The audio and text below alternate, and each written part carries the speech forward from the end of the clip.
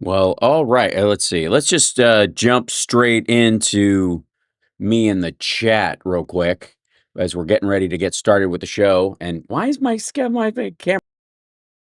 There we go. That's a little better. And my background camera isn't playing. It's a travesty. I don't understand. Hello, welcome to the show, everybody. We're about to get started in just a moment. The Chicago will send me their signal in about a moment. And hit the like, share the show, etc., etc. We're about to get started. It's the radio show. We're here on Saturday. Play Oh, there we go. WCPT. WCPT from TuneIn. Ladies and gentlemen, can I please have your attention? And I need all of you to stop what you're doing and listen.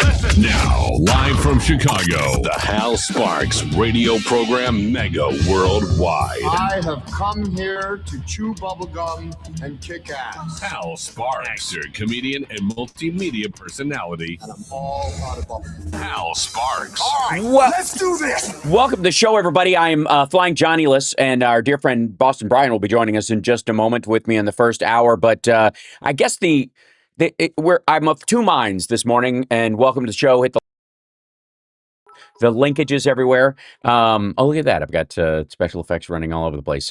Thank you for the cheers and the super chats and all that kind of stuff to keep the show on the air. And of course, patreon.com/Hal Sparks. Now, the big two stories, obviously, right now is barf, barf, barf. Donald Trump having an affair with one of his aides that is almost solely responsible for feeding him his delusions. The girl they call the human printer, which has its own context, is the concerning part about whether or not she is an Ivanka stand-in or a Melania stand-in or just her wife number 4, and is just queuing herself up in the Pez dispenser of wives that Donald Trump will eventually. I mean, I don't know if it's just a rule of whether they bear him children or not. Will eventually, of course, bury on a golf course, because that's love, ladies and gentlemen. This woman, Natalie Harp, who's in the new regime change book, which I have to say, normally, I think we're split all over the place with this. I'm tortured by the idea that they should have released a lot of this stuff as we went along. But then the other thing is that had they may have lost the access that allowed them to actually get in, and get that information. It's like asking an undercover police officer to wear a uniform all the time. Or immediately call in any bad thing that's happening, even if the purpose is to get to the deeper stuff. So that's, I guess, always the trade-off. And I see that Boston Brian is having an issue getting in. Apologies to him. I can't change the linkage. He might want to change the browser or refresh his cache, which happens. In so far as the quote of the day is that I believe it's from their book, from Maggie Haberman and Jonathan Swan, that she is fueling his delusions. Now, at this point, I don't think anybody is under the delusion that anyone needs to fuel Donald Trump's delusions. His brain is tapioca. His cognitive ability is on a hard fade, as we like to put it.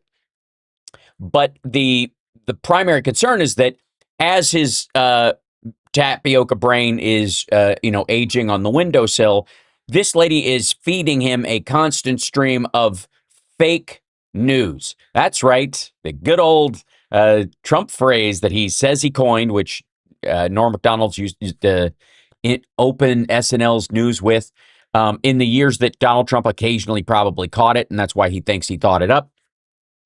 But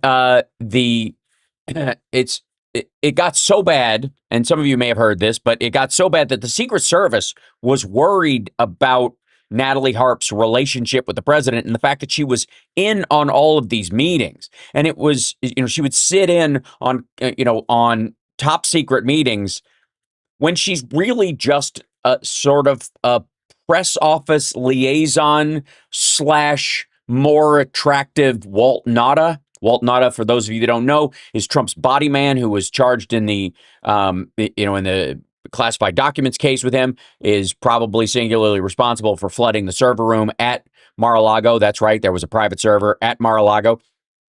And Walt Nauta was part of that. Donald Trump, of course, pardoned him right out of the gate and brought him in as the body man. And as president, he can, I suppose, dole out tasks to Walt Nauta, and then from that, Walt Nauta is therefore immune from all prosecution because the president told him to. And if the president does it, then it is not illegal. So the very peculiar aspect of the Natalie Harp thing is that if there was ever a setup for a honeypot or a lunatic sycophant that may at some point have a break with the president and then start telling tales out of school, it's Natalie Harp.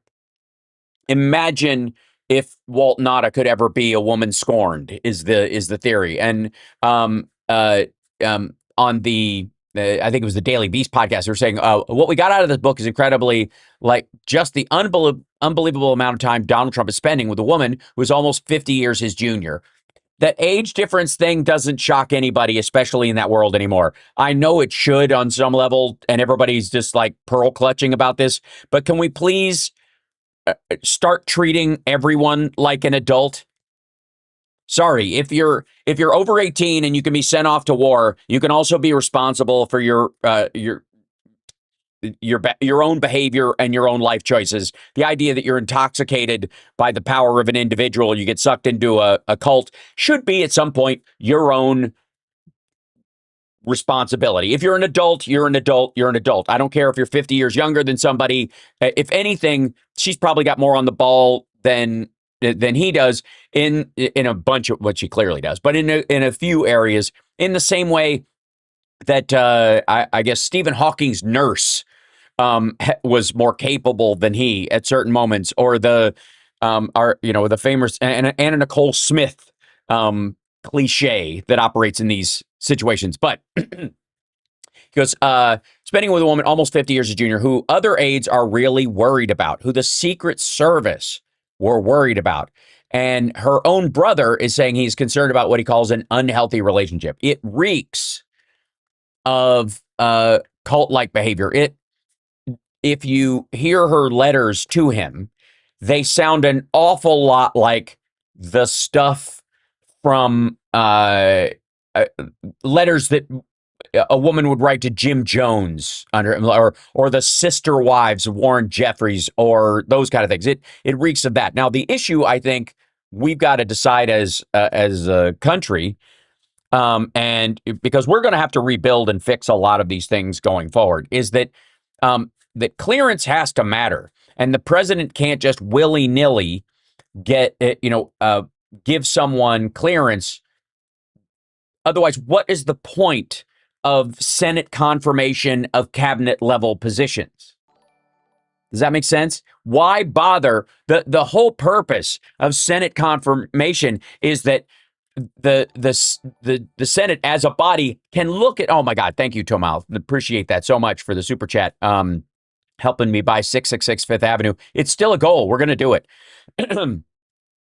The Senate confirms these cabinet officials, not just because they want to say in who's in and around him, but also to make sure that the president isn't singularly making bad decisions close to important details about our intelligence gathering and the like.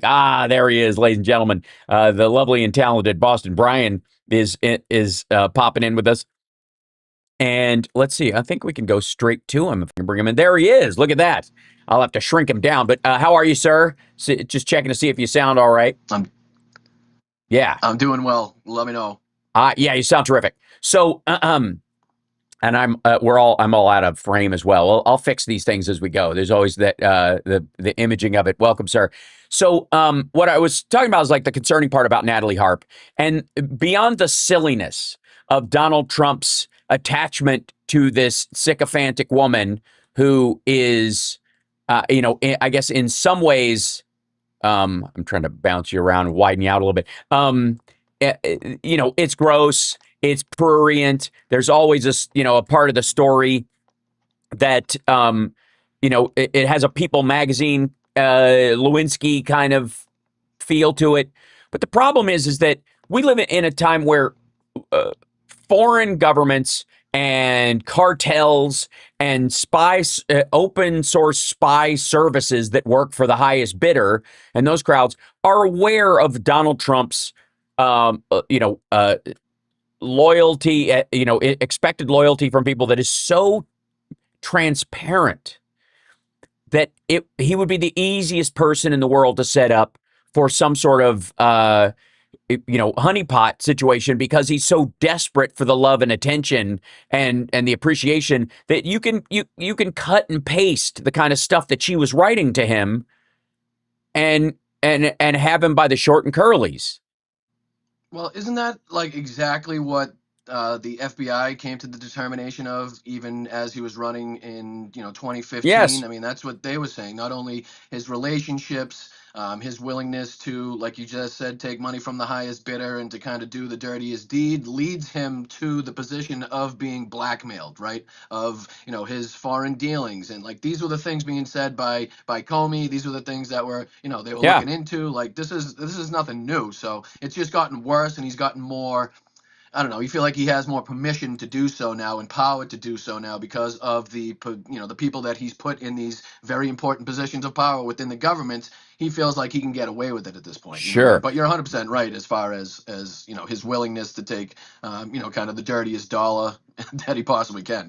Yeah, I mean, I think I'm more concerned at this point about the kind of just dough-headed desperation of his own mental state, because in all seriousness, as silly and honeypotty as this whole thing is, and I do mean potty, the real concern is that she just reeks of another backdoor, in the same way that we found out about Tulsi Gabbard. We've got to take a break, but when we come back, I want to talk about Tulsi Gabbard's exit, her last kind of like signal flare to the maggots, with this nonsense about Fauci, which again is going to and has gone nowhere. And that's just going to make them more angry. The lack of prosecutions. Why are there no Democrats in cuffs? Boston Brian. We will find out after we come back from the break. It's the Hal Sparks Radio program, Mega Worldwide.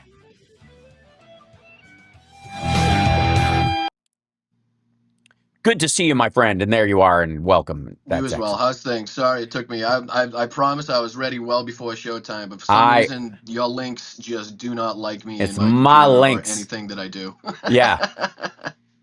It's a sausage thing. All of a sudden. I know it's tricky. Yeah. To what you were just saying on the show, though, what's the kid on Twitter? Matt. He's got the beard. I can't think of his name now. He's been talking about how these like ridiculous prosecutions that the administration's been talking about have led to nothing time and time again. What's the guy's name? He's a wicked transphobe. Matt Walsh. What the hell? Matt Walsh. Matt Walsh.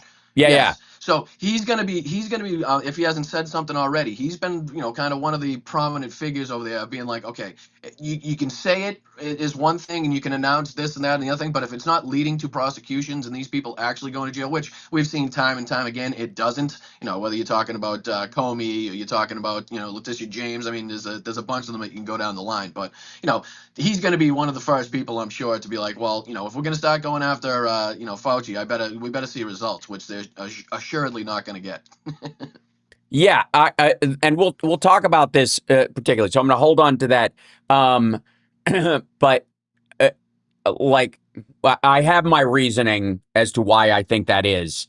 And when we come back from break, it's essentially that the discovery process would destroy Trump, that it would prove his guilt. It's why he can't. So it seems to be like that. Why there's so many people kind of desperate to have Trump sue them at this point. They're almost begging for him to draw a lawsuit and to get that paper in the mail. Like, okay, let's go. If you want to go, let's go.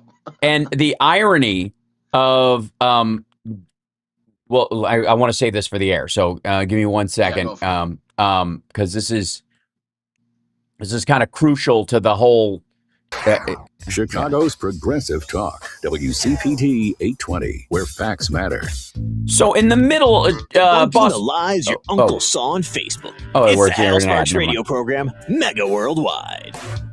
So, yes, that's right. My bad. I was overexcited to get back on with Boston Brian. So on the one hand, the maggots seem desperate to see Fauci and Obama and Biden and everybody else, whoever, in cuffs. Why are we not seeing any, the same frustration I think a lot of us had with the slow walking of the DOJ under Biden, mainly for I honestly think let's all put this behind us with the idea that Donald Trump really isn't going to come back, that ship has sailed. So beating that dead horse is just a way to drive like maggots crazy and cause some violence in the country. So I think they were afraid to prosecute and go after some of these people in the harshest way possible and really dig in, because they were afraid of the sort of almost Timothy McVeigh level blowback they would be concerned with because of the rhetoric online. So I think they were tiptoeing with the assumptions like, we got a decade to get this guy. He's not going to run for president again, and the maggots aren't going to show up. And certainly the Elon Musks of the world aren't going to dump $200 billion into his campaign so that they can get everyone's Social Security information and become the world's first trillionaire. Coincidence? I think not. So, but the big cry out from the maggots, and you were bringing up Matt Walsh during the break, who's the guy who did the What Is a Woman documentary, and he's spending a lot of time kind of doing these like obvious and pathetic attempts at redressing or readdressing American history, and kind of throw rocks on one side of the scale instead of telling a balanced tale, which is what we actually all need. That he's been crying out for this. Like, why aren't we seeing any of these people frog march? Why isn't Fauci in cuffs? Right? That's one of the big things from this. And the other one is the Russia folks. Mostly Matt Walsh and those guys are about like, why don't we go after those guys? And there's this odd suspicion that it is tied to a lot of things about like, why isn't Trump looking into this stuff? The Butler shooting, and it gets real sketchy real fast with these folks because they're all paranoid. So I think there's a multitude of reasons besides just being incompetent, which is, sort of the bonding them they can't spell when they're writing these legal briefs, when they're bringing stuff in and they haven't even spell checked the damn thing. They're using like they can redact like no other though, Hal. Oh my God. Some of the best redactors out there. Yeah. Well, and then they're complaining. I love this because the parallel to this week was really stood out. Was it who finally did they get a guilty plea from? Was it Comey? No. Was it Fauci? No. Did they put they managed? It was John Bolton, Yeah. a former Trump aide who he brought in, who no Democratic president would go anywhere near, who was, I mean, he's been one of the most awful people. I think did you have a Marjorie Taylor Greene moment with him when he would start going against Trump and you're like, ugh, this dude, I like this broken clock moment, like you don't get points for waking up this late.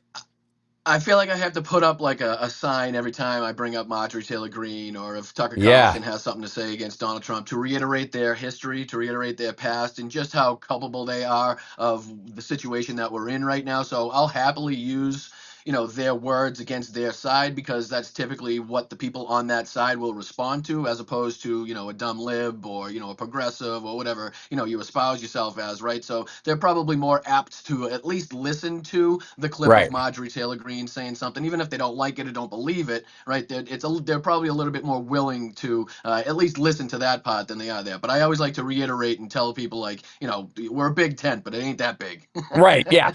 John Bolton is under his plea agreement, he could serve up to 5 years in jail. He would pay $2.25 million in fines immediately upon the plea agreement. He had to write a check for that, which the idea that a guy like that has that kind of money is bizarre in and of its self. Not that somebody else isn't going to pay that bill for him, whether it's a buddy in the PNAC crowd who's a billionaire, that kind of thing, just writing a check and having it done. But to me, I mean, like, that sounds like a sentence for the stuff he did under Bush 1 and 2, right?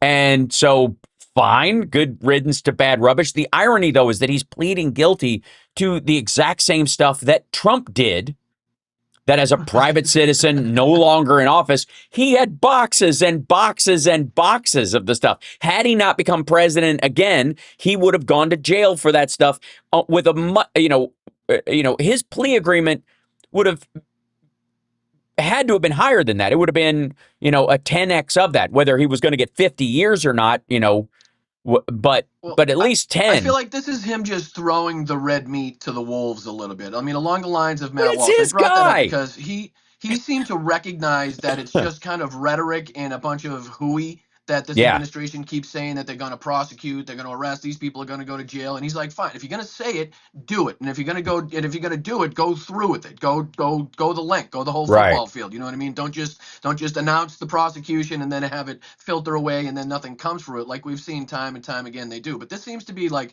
the bottom of the barrel for them, because Bolton's been on that list of people that, the maggots and Trump himself have wanted to go after because he had, a lot of negative things to say after the first administration. There's a whole group of people that worked with Trump or around Trump that, right away will start telling the truth. What the hell is going on with this guy? You know what I mean? And because they thought it was in the rearview mirror. Kind of like, we can't get the Democrats, we can't get Fauci, we can't get Comey, we can't get these people, so we'll give you John Bolton. You know what I mean? Settle on that a little bit, type of thing. Okay. All right. Not only are they not going to get a conviction of Fauci, not only are they not going to frog walk anybody in the Obama administration for Russia, and all this stuff. It was an Obama appointed judge that oversaw the plea agreement with John Bolton, for crying out loud. It's embarrassing. Like this person, if it wasn't an appointee of Barack Obama, who probably, if they have any kind of bias at all, would be against someone like John Bolton, they wouldn't have gotten, like, if it would have been a Trump appointed judge, I got to tell you, they probably would have, like, given him 5 years possible and then just let him walk from it with a finger wag. Right. Well, that's the hypocrisy of them celebrating this and using it as their propaganda victory to say, look, this is happening to all of our enemies. It's like, well, do you actually understand, like, the he was your employee. He was your guy. I don't get it. How's that a win? We finally got someone. Who?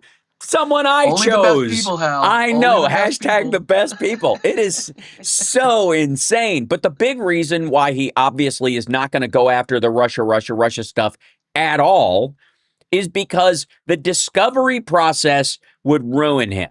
Maggots, I'm sorry to tell you, get used to the idea, but the reality is that anybody who would be charged with any of these kind of crimes in court would have the due process available to them. And all of them would demand discovery from Donald Trump around these things. And either he would have to give it up and prove himself guilty of exactly what they were claiming he was doing, or he would have to refuse as executive privilege, which would get the case thrown out.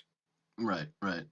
So and he knows like it. You said, that's why it's just the announcement. It's like I said the other day on the show, the Roy conification of our government. You know what I mean? That's pretty much what he's used. That the things that he was taught by Roy Cohn. If you lose, tell everybody you won. If you lose in a court case, go out there and say that the judge was corrupt. If there's a bad story out there in the press, say it's fake press. So say call them corrupt, or bring up something in the past that happened with that author, a journalist, whatever it may be. That way you can cloud or muddy the waters a little bit, to the point where enough time will pass where hopefully people will forget, or another thing will happen, something else, just that it's that exact same thing, and he's turned that into how he's now utilizing this government as well.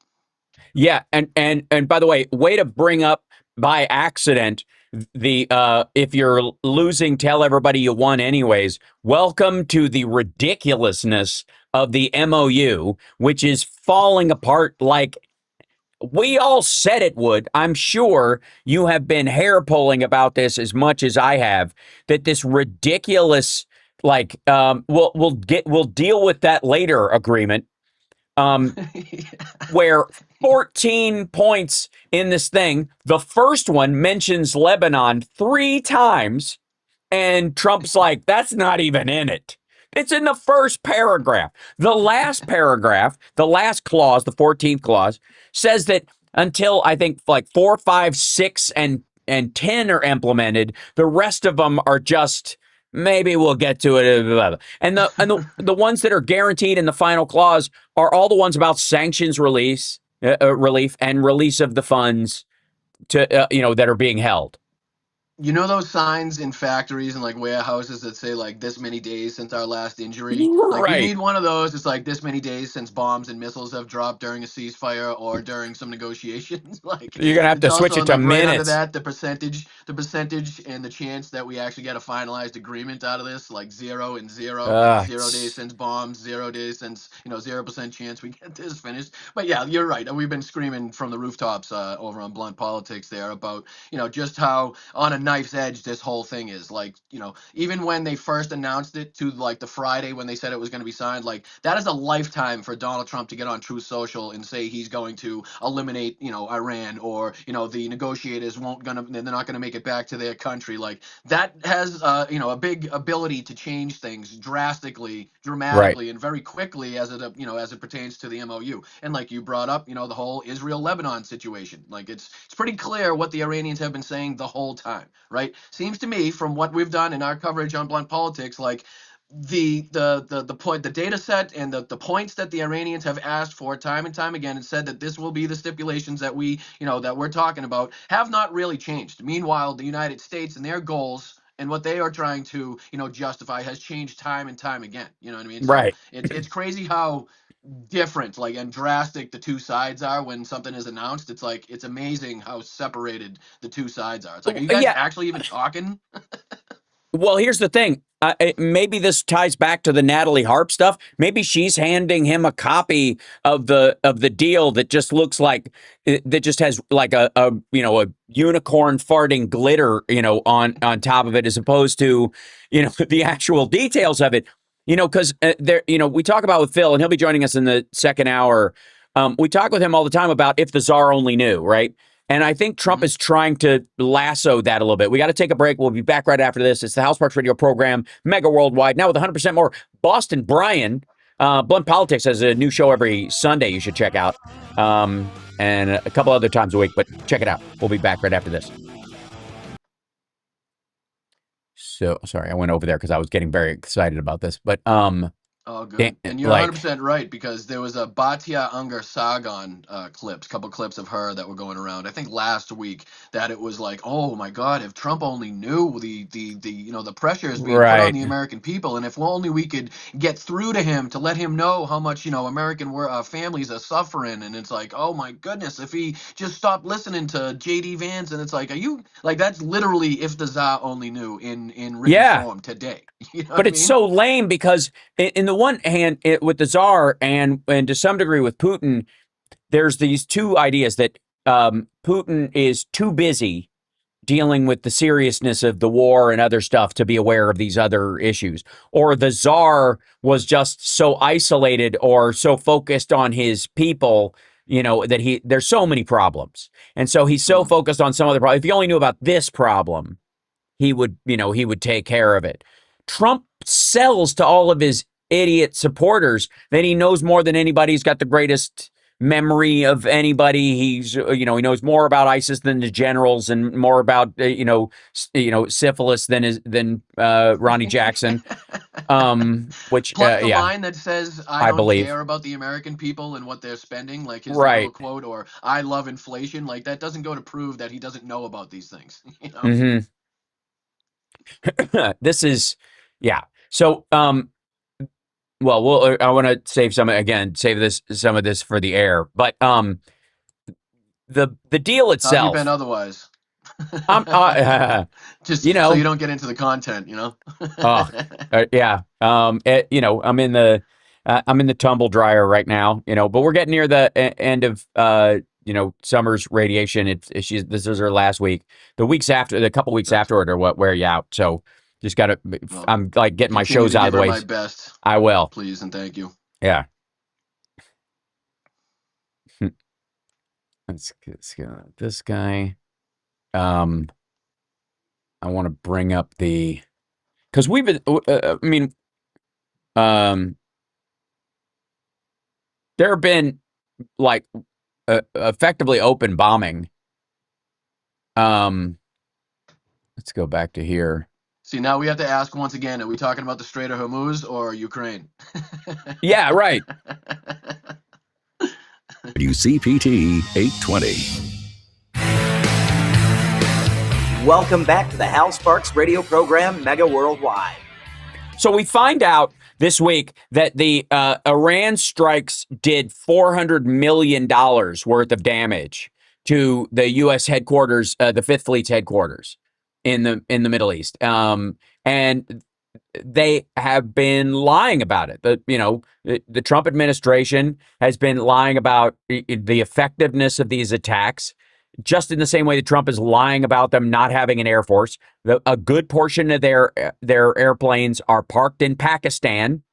That's part of the deal Islamabad made with Iran to get them to the table, was allowing them to park their warplanes in Pakistan so the U.S. could not bomb them and keep them safe. They have missile launchers just over the border. They put stuff into just across the border into Afghanistan because they know nobody's there. And, we're bombing inside the borders of Iran in some cases, but we're not going to go outside and start bombing another country. So they make a little deal to park the stuff. And the intelligence community knows this. I'm certain at some point somebody's telling Hegseth or Trump about this. But, I don't know that Trump believes they still have anything. But meanwhile, we have there have been, I guess, we're on our third tat in the tit for tat that's going back and forth. That we're openly bombing inside them, and they are openly striking ships right now. This is not like a rando loose drone flying into a boat because some IRGC soldier didn't get the memo.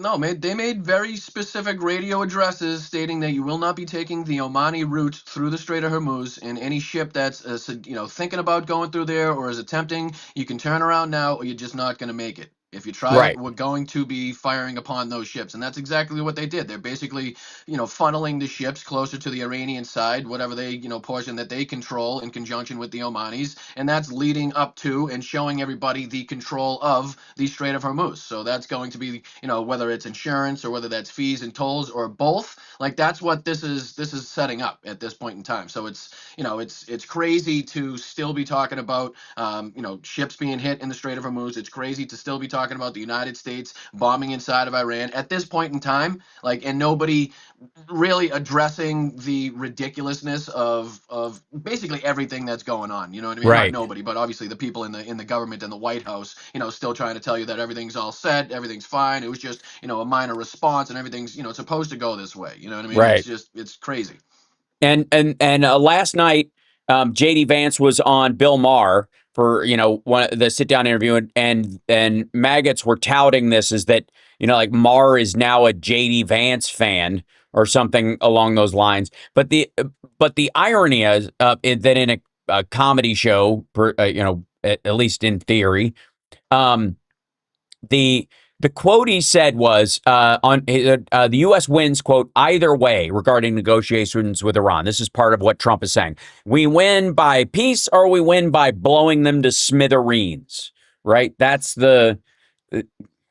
these are our two options. And then he goes, if we make the final deal, then great. If we don't make the final deal, their nuclear program is still destroyed. They're still much weaker as a country. So my attitude is America wins either way.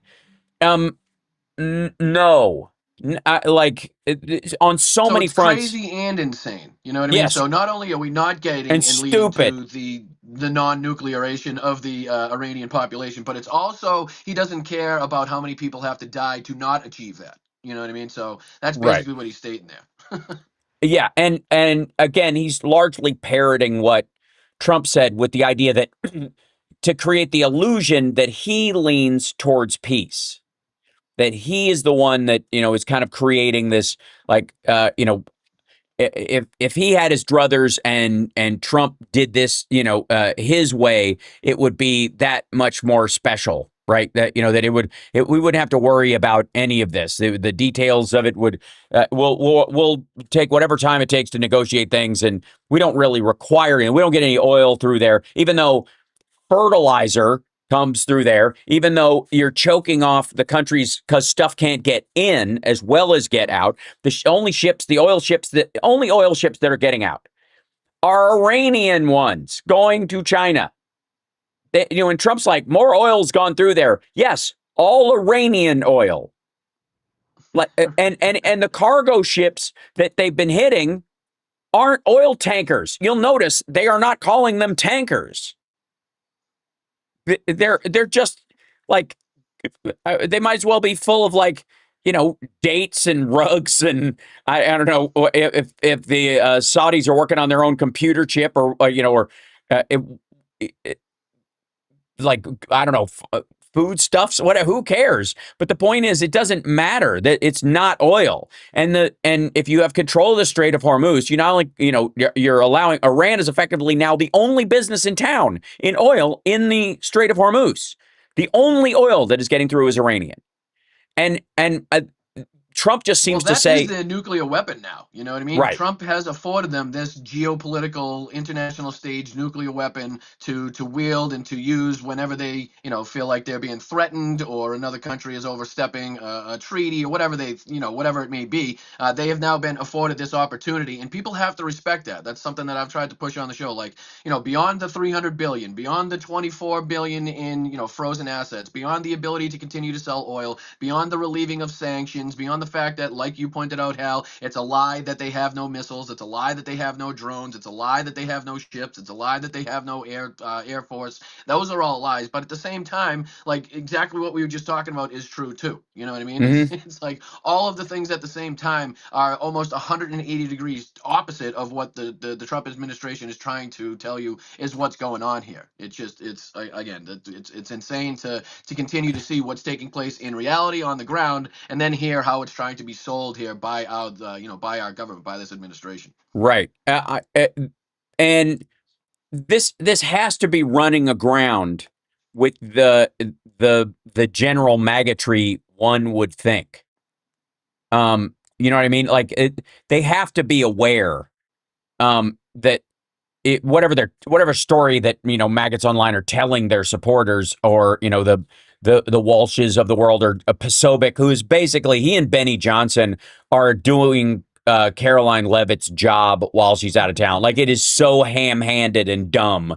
It's right up there with Bong Holio's daily, today is whatever date, and Donald Trump is the president, and that's a dunk, and he's got that on autoplay. You know what I'm talking about? It's so lame, and you're like, dude, that is not sufficient to make people, feel better about the cost of living. Donald Trump had a secret meeting about affordability, allegedly, this week, and slept through it, obviously. Right. He's clearly, and I don't know if they've just installed a toilet in the Oval Office behind the desk, because he just sits there during all these meetings. He doesn't get up. They don't ever show him getting up out of a chair or sitting down in one if they can help it. The only time he's done, and not showing him in a wheelchair, or showing them that he's holding onto a railing, or he has a soldier next to him that he's kind of leaning up against. That's kind of the levels. Modi, when he literally needed a hand up from Prime Minister Modi to walk up one step, and his fixation on how old and weak Joe Biden is very telling in terms of his own concern about his own ability, and. Coming back to bite him. Yeah, go ahead. No, I was going to say, and it's coming back to bite him in the rear end pretty severely. His mocking of Joe Biden and bringing up age and tripping and falling and, not being able to speak and stuff. It's like, well, now you've made people focus upon that even more, and you're worse than anybody we've ever seen in all of those different fields. So, dear God. And again, this more and more, the way they're handling this is to surround him with sycophants, is to surround him with, people who will just tell him what he wants to hear. And that is it's bad policy, it's bad governing, it's immature, it's childish and dumb, it's absolutely a sign of weakness. But it's also he needs to know the real details of what's going on. Even if he chooses to lie to the American people, he should at least know that he's lying. And I'm not sure. I think they're trying to. They're not dissuading him of his misapprehensions about this agreement. No one is leaning in and going, actually, boss. And JD Vance basically just carrying water for him last night on Mar or on these other things isn't helping either. But what are they all going to do? They're either deathly afraid of him, or more likely the maggots that are around him and, what price they will have to pay. But as if there's not going to be a price to pay when this doesn't work out.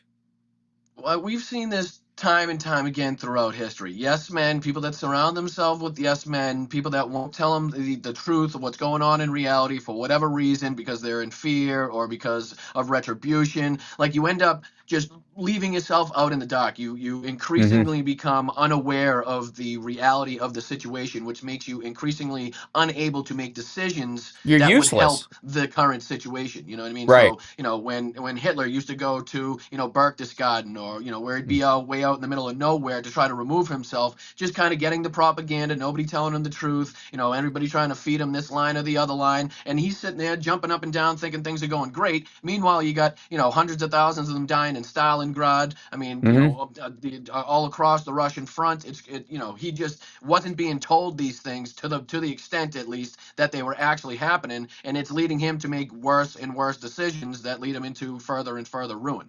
And by the way, welcome back, Hal Vickery, from your trip overseas. We're glad to have you back in the chat room. Always a pleasure, sir. And we're glad you made it back safely. And I'm extraordinarily jealous. I'm looking forward to taking my boy to Ireland at some point in the next couple of years when he's, 16 or 17 years old, when he can truly appreciate it. And because a good portion of our people are from there, So they are circling the wagons around Donald Trump, clearly, around his health, around his perceptions of the world. And they're, I think, hoping that either his magical thinking somehow does work out or he keels over. And up till the moment he does, they were all doing exactly what he wanted. And then if he dies or is incapacitated or kicked out, by the 25th Amendment, by those very same people, they could say right up to the moment he had his stroke, we all believed it. And this is what he would truly want. Like the Mormon tablets. They just like open up the thing and go, it's the MAGA doctrine is written here. The words sometimes change on the tablet, and we're doing this. There's a new version of America First, and we got to take a break. We'll be back right after this. It's the Hal Sparks Radio program, Mega Worldwide.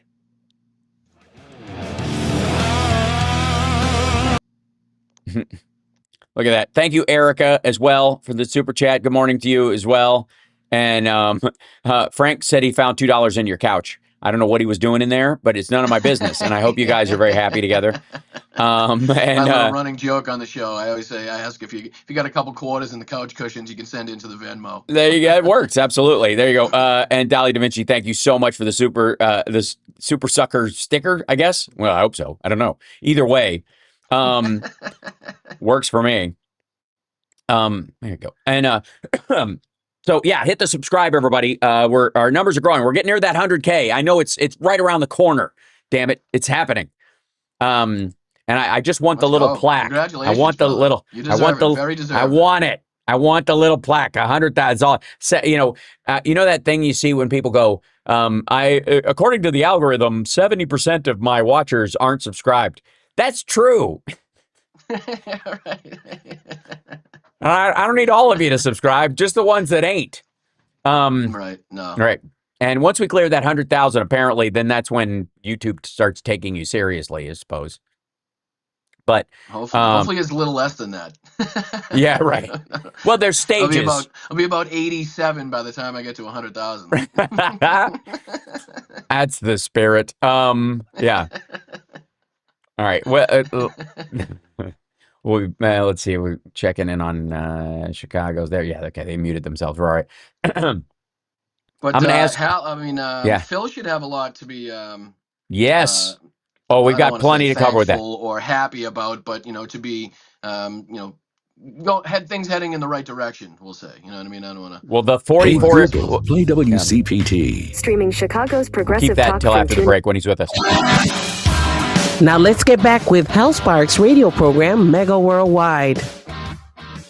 So, as I like to ask guests on, and Boston Brian's not on me on my show on the regular, so I want to bring this up. Is there a story or an element, not Ukraine related, because we'll talk about that with Phil, that's been sticking in your craw lately, or a detail you think is overlooked, or a story that's particularly galling to you that you think isn't getting enough attention? Well, I mean, I know it's getting enough attention, but my first thought, because it just recently happened, was the blatant racism by Megyn Kelly and others just like her. I know there was Kyle Higbee on Newsmax that were rejoicing over the TPS ruling by the Supreme Court, and right. Wanting to kick Haitians out of the country and telling them that they haven't assimilated to a proper degree. And she used the words dilute, which I would just continue to reiterate is very Nazi-like rhetoric and totally very 1935 Nuremberg law-like, where they basically stripped all the Jews of their German citizenship, said that they couldn't marry other German citizens, they couldn't own property. Like when they again the rhetoric espoused by not only Hitler in Mein Kampf but also Donald Trump on several times, where he said that the immigrants coming across our border will be poisoning the blood of our people, or calling them vermin or disease-ridden parasites. I mean, there's a whole list of things, but I just continue to be shocked that not only could they espouse these things, but in the very next video be so so quick to complain and cry about everybody else calling them fascists and Nazis. And this is the stuff that they're saying. You know what I mean? So it's like, you guys give us the ammunition, we just load the weapon. That's all. Right. So both the rulings this week, having read through effectively the briefs in this, are is Donald Trump basically, I think, trying to do cleanup with MAGA, because the temporary protected status is precisely that. It is the same issue we have with DACA in many ways, is that in a rush, the activist class, in a rush to get these things done, oftentimes settle for an executive order or a temporary solution. The problem with those is that you got to be vigilant in who you vote for and who you allow in there, because if they have a chance to run it, they'll focus in on that temporary word instead of the protected status part. And Donald Trump famously gave TPS protections to Venezuelans as his last official act leaving office the last time. Why did he do that? Because he and many others were under the belief system that any immigrants that were in the country, they would lay at the feet of the Biden administration and sell this open border nonsense. But the problem he has with his sales pitch about these 25 million, 35 million, some people say it's even higher business that he says, is that there are by no means that many people. We had a recidivism issue at the border because of Title 42, where people could come in and immediately, if they got kicked out, it wasn't on their record. They didn't get a strike against them, so they could try again and try again and try again. So every person that crossed the border, came across sometimes 5-6 times.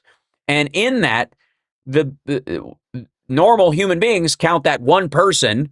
If you go around a revolving door 6 times, you're still you. There's no magical TARDIS thing that happens that turns you into 6 people. But in maggot math, there is, because they could use that to scare people about the volume of immigrants coming into the country. Clearly, that's what they were trying to scare you. So the problem with saying there's 25 million to 35 million people is that if you can't get them out because they didn't exist in the first place, and you can't show mass deportations to your supporters, which are only possible if the number has grown, And we're not at the basically integral number of undocumented immigrants in the country that we always have, which is about 11 million people who are working under the table at Trump's properties and at the, in the, on farms that everybody knows is responsible for keeping the cost of groceries low. And you can't come in and I'm going to cut prices everywhere and then cut the availability of workers to pick the food that's coming out or process it. The price is going to go up. That's why Marco Rubio once stated if he's going to rebuild this country like he built Mar-a-Lago, he's going to be using illegal immigrant labor to do so. Right. So that was before, obviously, Marco Rubio decided to start kissing the shoe and stuff. But I mean, they notice, they know these things. It's not like it's not like they don't see it as well. But what are you going to do? Right. It's so we're seeing a bunch of the sort of reactions from the hardline maggots, which I would say, I don't know if they wouldn't call themselves MAGA anymore, but the Nick Fuentes crowd, who clearly has an outsized control over a big chunk of the electorate, who are walking this time. They're not going to vote in the midterms, and if they are, they're going to vote for Democrats because they're feeling vengeful towards Trump for starting the Iran war. And again, I don't have to side with these people or like what they're talking about or their goals or whatever to recognize that it will benefit us in the end if they stand down from the illusion that they had in the first place that Donald Trump was America first or believed the MAGA thing and wasn't just a trademark like Fair and Balanced on Fox. And again, the reason they trademarked Fair and Balanced is because the Supreme Court ruled that a trademark doesn't have to be true. If you say a phrase, we are fair and balanced, and you don't trademark it as a slogan, you have a responsibility to your customer to actually have that. It ends up being part of the label, not part of the ad campaign. But if you trademark it, it's just an ad. You don't have to do it at all. And MAGA is a trademark. Even America First is a trademark. And you and I both know that MAGA, I think Reagan used, and America First was an attempt by, Nazi-aligned members of the American public who were trying to keep us out of World War II. That they were using that as the phrase. Well, they got to pad their stats. They have to pad their stats because you're 100% right. When you tell people there's 20 to 30 million of this person or that person or this type of that type in the country, and they're roaming amongst you in your neighborhood, they're your neighbor, they're everywhere, and they're just not out there, then you have to find some other way to, at least have that explosive headline of saying 600,000 this or 200,000 that. Right. Even if you don't even follow through with it, at least you can feed a little more red meat to the wolves that are the maggots. You know what I mean? But it's like, you're 100% right because this is why they started going into the jails, right? And started kind of looking through the jails to be like, give me everybody you can possibly get that we could utilize and deport. Meanwhile, that's not what they were saying beforehand. They weren't saying they had all of these people already locked up. They were saying they were roaming throughout the country. They were, like I said, they were driving by you in traffic. They were living next to you in your neighborhood. They were, next to you at your son's or daughter's softball game. No, not the people. They weren't telling you to be afraid of the people that were already in prison or already in jail or already heading to their court case. But that's what they had to fall back on because they didn't have the numbers. They don't have the numbers to, they don't to show exist. They're maggots that that the numbers that they espouse actually exist in this country. Yeah, and there is a theme through this entire administration, especially the second Trump term, in the beginning they were lying about the numbers.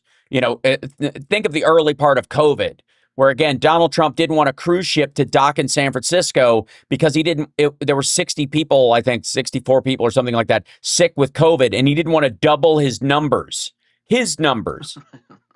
These are American citizens who need medical care and other people on the boat who aren't sick yet, but if they're trapped there, they would be. But he didn't want to pad his numbers. America first, please.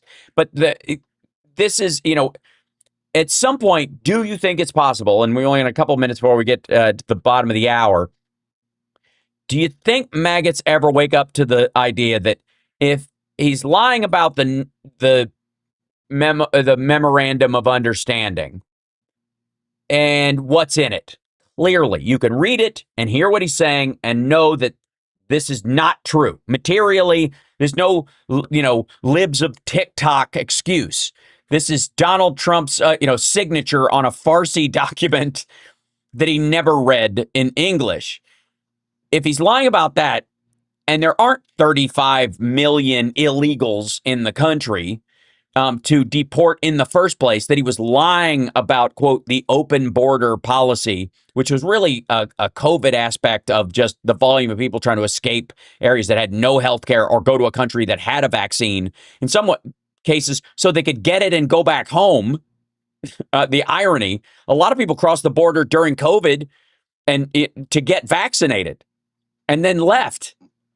And they showed up in California and other states like that because they didn't ask you whether you were a citizen when they inoculated you. That was the whole point, because you guaranteed they would return home.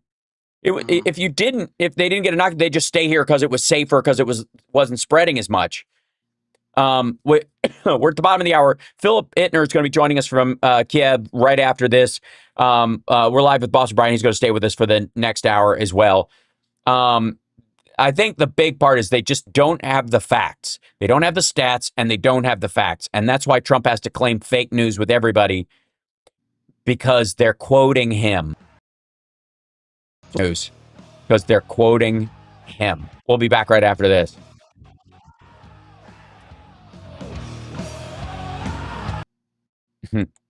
Somebody say, how about the Tartan Army? The World Cup has proved to many we ain't Trump. It is our 250th party, our ideal. The Seattle game last night, how does this look to Phil? We'll ask him when he comes on. No Scotland, no party, baby. No Scotland, no party. My kid's been watching the Scotland team as well. And there's Phil, so we'll sign him to this too, and then we'll bring him in here because while you're bringing Phil in for a second, I think maybe, I don't know if it differs from your take on that one, but I do think right now at this point in time, all of the maggots that are left, anybody that is supportive of this regime, absolutely does know the truth. Like, we're at this time where it's, again, I say it on the show, it is the last people surrounding Hitler in the bunker in the final days. They know exactly what's coming. They know that Berlin's not making their way out of the fight. They know they're not just going to all of a sudden, announce the Sixth Army or announce the recreation of all these militaries that have been eliminated, and Hitler's, moving around on different maps and stuff. Like, they know. They understand what's going on, but they just can't see a world without MAGA. They can't see a world without, National Socialism as the Nazis thought, and they can't see a world without Donald Trump. And that's also, on top of the amount of hole digging they've done, how many relationships they've thrown away, how many careers have been thrown away, how many jobs have been thrown away because of their, racist, bigoted beliefs, or them, espousing the same things that, the Republicans or Trump espouses. So, like, they've dug their hole, and I think they're very well aware of how much they're being lied to. I think they're very well aware on the, the decline that we're on because of this administration, but they're too locked in now. They're pot committed, as poker players would say. They might have I feel like some of them might be having we're all John Thune now. Because I don't know if you saw John Thune when he walked away from that little gathering when Trump was at the Senate, and they all stood and they're all lined up. Jerome Bettis stiff arm from Trump. Yeah. And this business. But Thune, when he walks away, went like this.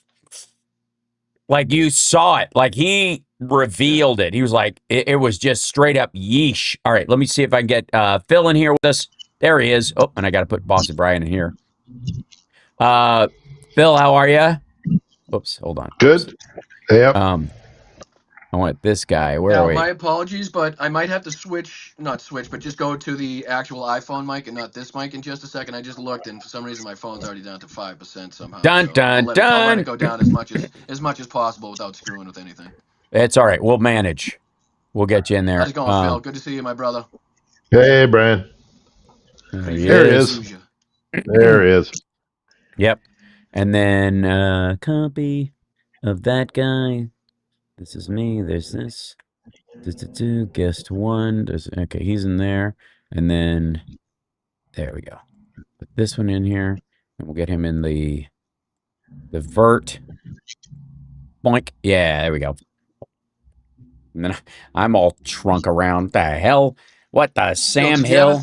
Did you ever think in 2026 that you would be discussing on Hal's show with me about the Ukrainian striking of Volgograd, which is, previously known as Stalingrad? You know what I mean? Like, just the historical references here. I mean, the iconic shot of course, the oil tanker, the oil storage tank, being blown up. It's just, there's so many parallels. It really is. It's nuts to be so passionate about World War II and then seeing basically very similar things take place. Obviously not 1-to-1, but you know what I'm saying.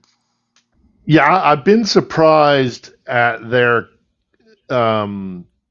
increased capacity to hit inside Russia. Mm-hmm. That's the one thing that has surprised me. I would not have put that on my bingo card.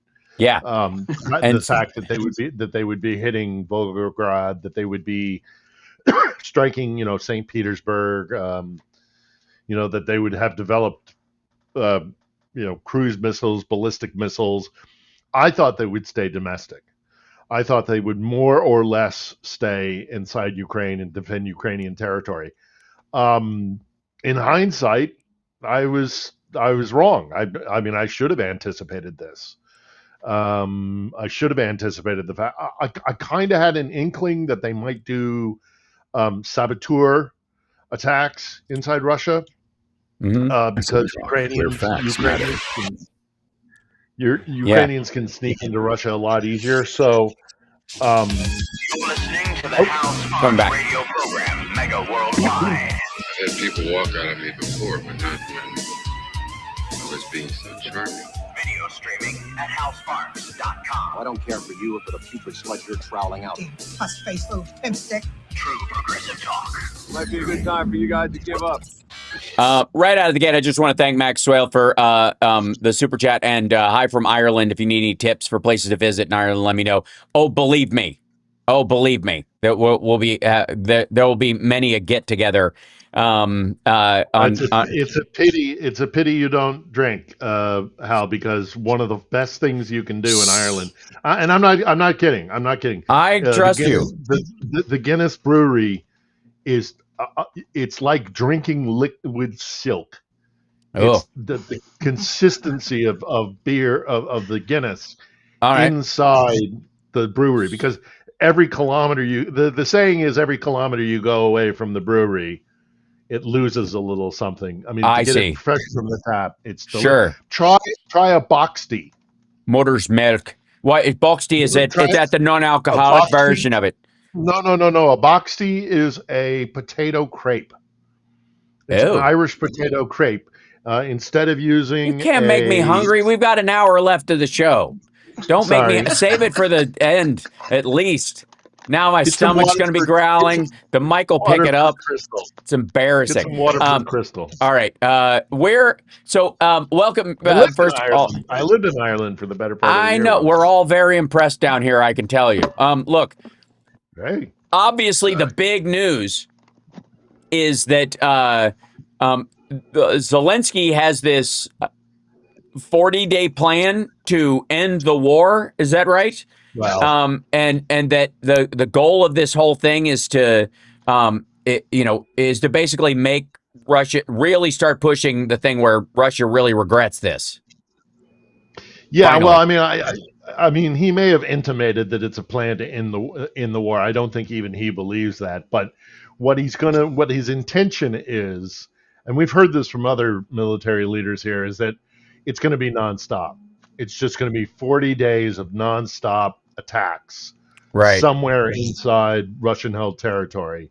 I suspect he is calculating Crimea in that. But, the point is to bring the war to the Russians. And so 40 days of straight attacks, it'll be unavoidable. And, the whole agreement between Putin and his people is that he would, you forget about our kleptocracy, you forget about our corruption, and we'll let you have stability, and we'll stay out of your way, you stay out of ours. But it's hard to keep that promise when you've got Flamingo cruise missiles flying into, factories. So right. And that's okay. So that's the other thing. There's been a lot of footage of this in the last little bit of these flamingos striking a factory inside one of the missile launcher factories inside Russia. The launch platform they use to attack Kiev all the time. They are made in this particular factory. I think there were 2 or 3 of them struck it. The flamingos, but they're also doing these massive drone swarms just by volume, you know, dozens, if not hundreds of these things at any given time, just, striking an area. And it seems to be, I don't know. As a news story, it seems to be flying largely under the radar.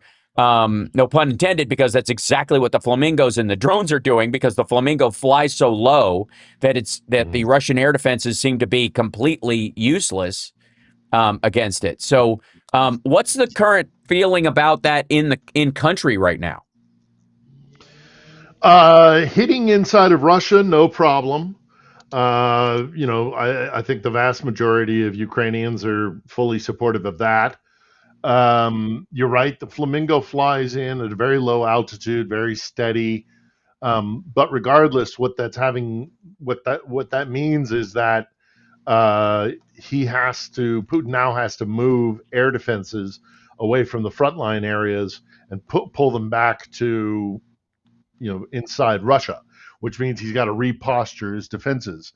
And so for Ukrainian troops on the front line, and there's a lot of talk that it's not the 40 days of strikes are actually going to be in conjunction with some sort of offensive ground operation. Right. We'll wait and see. We'll wait and see. That could just be speculation. So there's no problem in Ukraine generally with the idea of striking into Russia. Obviously, after years of being hit by Russia inside Ukraine, it's kind of, a taste of their own medicine is generally the attitude here. Crimea is a little different because, it was part of Ukraine. It's far more complicated than pretty much any factor in the war because there is a large population of Russians there. There's the mix with the Crimean Tatars, who are the indigenous people and who have been forced to flee or go underground. So that's an added extra element. And then there's the element of, look, if you live in Crimea and you're being starved because Ukraine is cutting off the food supply lines, not just, weapons, but food, water, electricity are going to be affected by this. There is a certain percentage, it's not a large percentage of Ukrainian criticism of we can't do this to our own people, because if we ever actually want to have Crimea back as part of Ukraine, we cannot torture these people because they will not welcome us back. And so you have all of these elements. You have the Russian residents who have been there for generations, either because of the naval sea base there, or there was a big push in the late stage Soviet Union and in early Russian Federation to kind of make this Crimea kind of an affordable vacation home for what little middle class exists in Russia. Right. So there are a lot of Russians that legitimately lay claim to homes in Crimea. So what do you do with those people? Does Ukraine, who has held the high ground throughout much of this war, want to turn around and now become kind of the, I don't want to say oppressor, but the invader and cutting off food and gas and electricity? And not only is that going to affect perception globally, maybe. I don't know if the Europeans are some Europeans are probably going to balk at that, especially. But and the final point is, are they gonna meet Ukrainian forces if Russia withdraws? Are they going to meet Ukrainians coming in with flowers and kisses? Right. If they've been starving for 5, 6, 10, 12 months, whatever. It's complicated. Crimea is the most complicated part of this entire war. Right. But as far as what Ukraine has been doing internally within Russia, the attitude here is, the Russians deserve everything they get. Yeah. Go ahead. I could tell Brian wanted to say something. Go ahead. I was just curious, do you think that pertains to just overall strikes into Crimea, or just the general, like overall, what we see as the goal of cutting off Crimea from resupply and basically all the essentials that they would need to continue life? I'm just curious if it's like, because obviously, like Sevastopol must be seen as a justifiable military target to strike, and other military bases throughout Crimea, or is it just kind of the general plight of the people that they know will come if this continues? Yeah, I think that the Ukrainians were very precise in what they're hitting, and they have been for the most part. I mean, they hit with a Storm Shadow, a British cruise missile, British French cruise missile, the Black Sea Fleet headquarters, and that's right in the middle of town. But it was a precision strike, and so I think they probably get away with things like that. There's talk of them hitting desalination centers. One of Crimea's biggest difficulties is that they don't have any fresh water. Ironically, being surrounded by water, but it's a sea, it's salt water. So you have to have desalination, and there's been talk of maybe choking off Crimea by hitting the water treatment plants. And I don't know. I got to say, I don't know how that would go down. The petrol lines, that's got to be ticking off some people. If it comes to food shortages, I think that'll anger a lot of people. But as long as they state a military strike, whether that's the naval base or ships or infrastructure, air defense, stuff like that, it's understandable. Right. We got to take a break. We'll be back right after this. Philip Ittner has a show called On the Edge, Sunday's new episodes at his YouTube channel, Philip Ittner on YouTube. We'll be back right after this. Think Theory Radio. Just looking at the chat.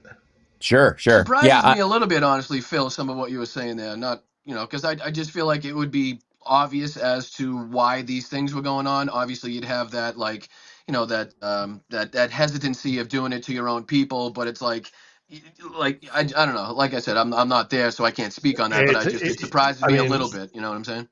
Hey, look, your kid goes hungry. You don't get any water for days on end. That's going to piss people off no matter what. So, and again, Crimea is a very complex mix of peoples. There are Russians, there are Ukrainians, there are Tatars, there are Jews. It's a multi-ethnic place. So not everybody has the same allegiance. And the Tatar relationship with Kiev has been complicated, to say the least. I mean, they took to the streets during Poroshenko's administration to protest for increased power for their own autonomous parliament. And that got a little bit violent, not too bad. In the end, the Tatars were given that autonomy, so they kind of and the Tatars, I think, hate Russians more than they hate Ukrainians. The Russians the Russians conducted an entire genocide. In 1943, they packed them all overnight. They packed up, hundreds of thousands. Kind of related to like the French, you know what I mean? Like the French knew they were being oppressed and occupied by the Germans, but they were kind of, there's that famous scene in a lot of, or famous scenes, I should say, in a lot of the old World War II films where the French are welcoming the bombs on Normandy and the landings at Normandy, knowing that, a lot of stuff is going to be destroyed. A lot of WCPT 820, Chicago's progressive talk, where facts matter. Yeah, there's... Now let's get back with Hal Sparks' radio program, Mega Worldwide.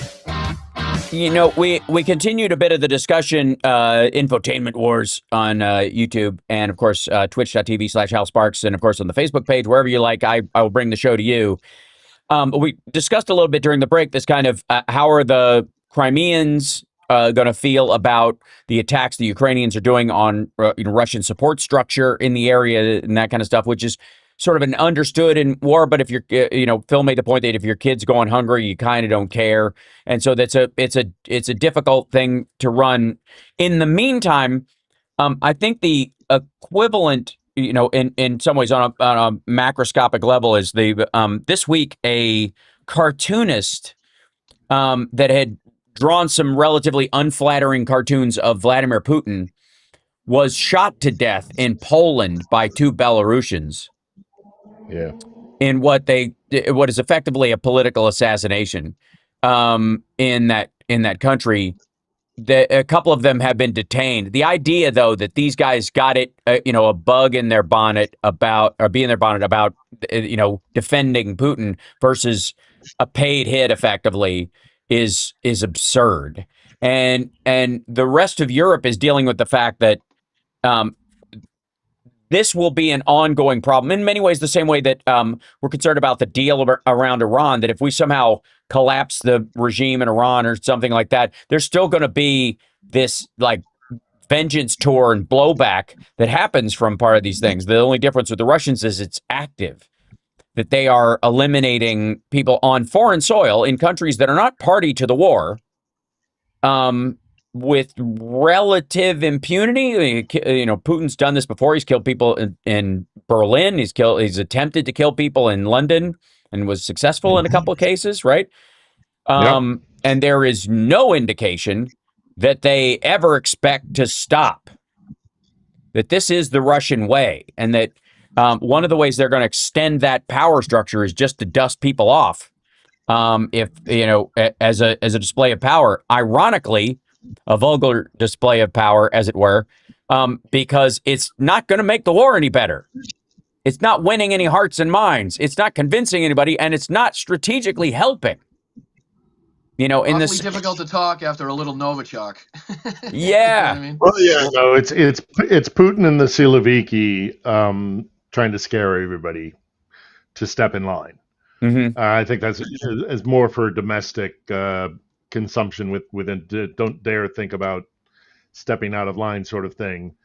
The added bonus of ticking off the Europeans, that's just that's just icing on the cake. Right. But yeah, you're right. It's not going to have, and then also there's and this is just me postulating. I don't know this for sure, but there's also, I suspect, the message being sent to the rich and the powerful in Russia, who I am sure are padding their beds with bullion and whatever to make good their escape. For when the thing falls apart, they want to have as much money that they can smuggle out to the West as possible when they make their escape. That's and right. So by sending the message of "Don't you dare leave the motherland. If you do, we will hunt you down and kill you." So there's kind of a preemptive strike on capital flight.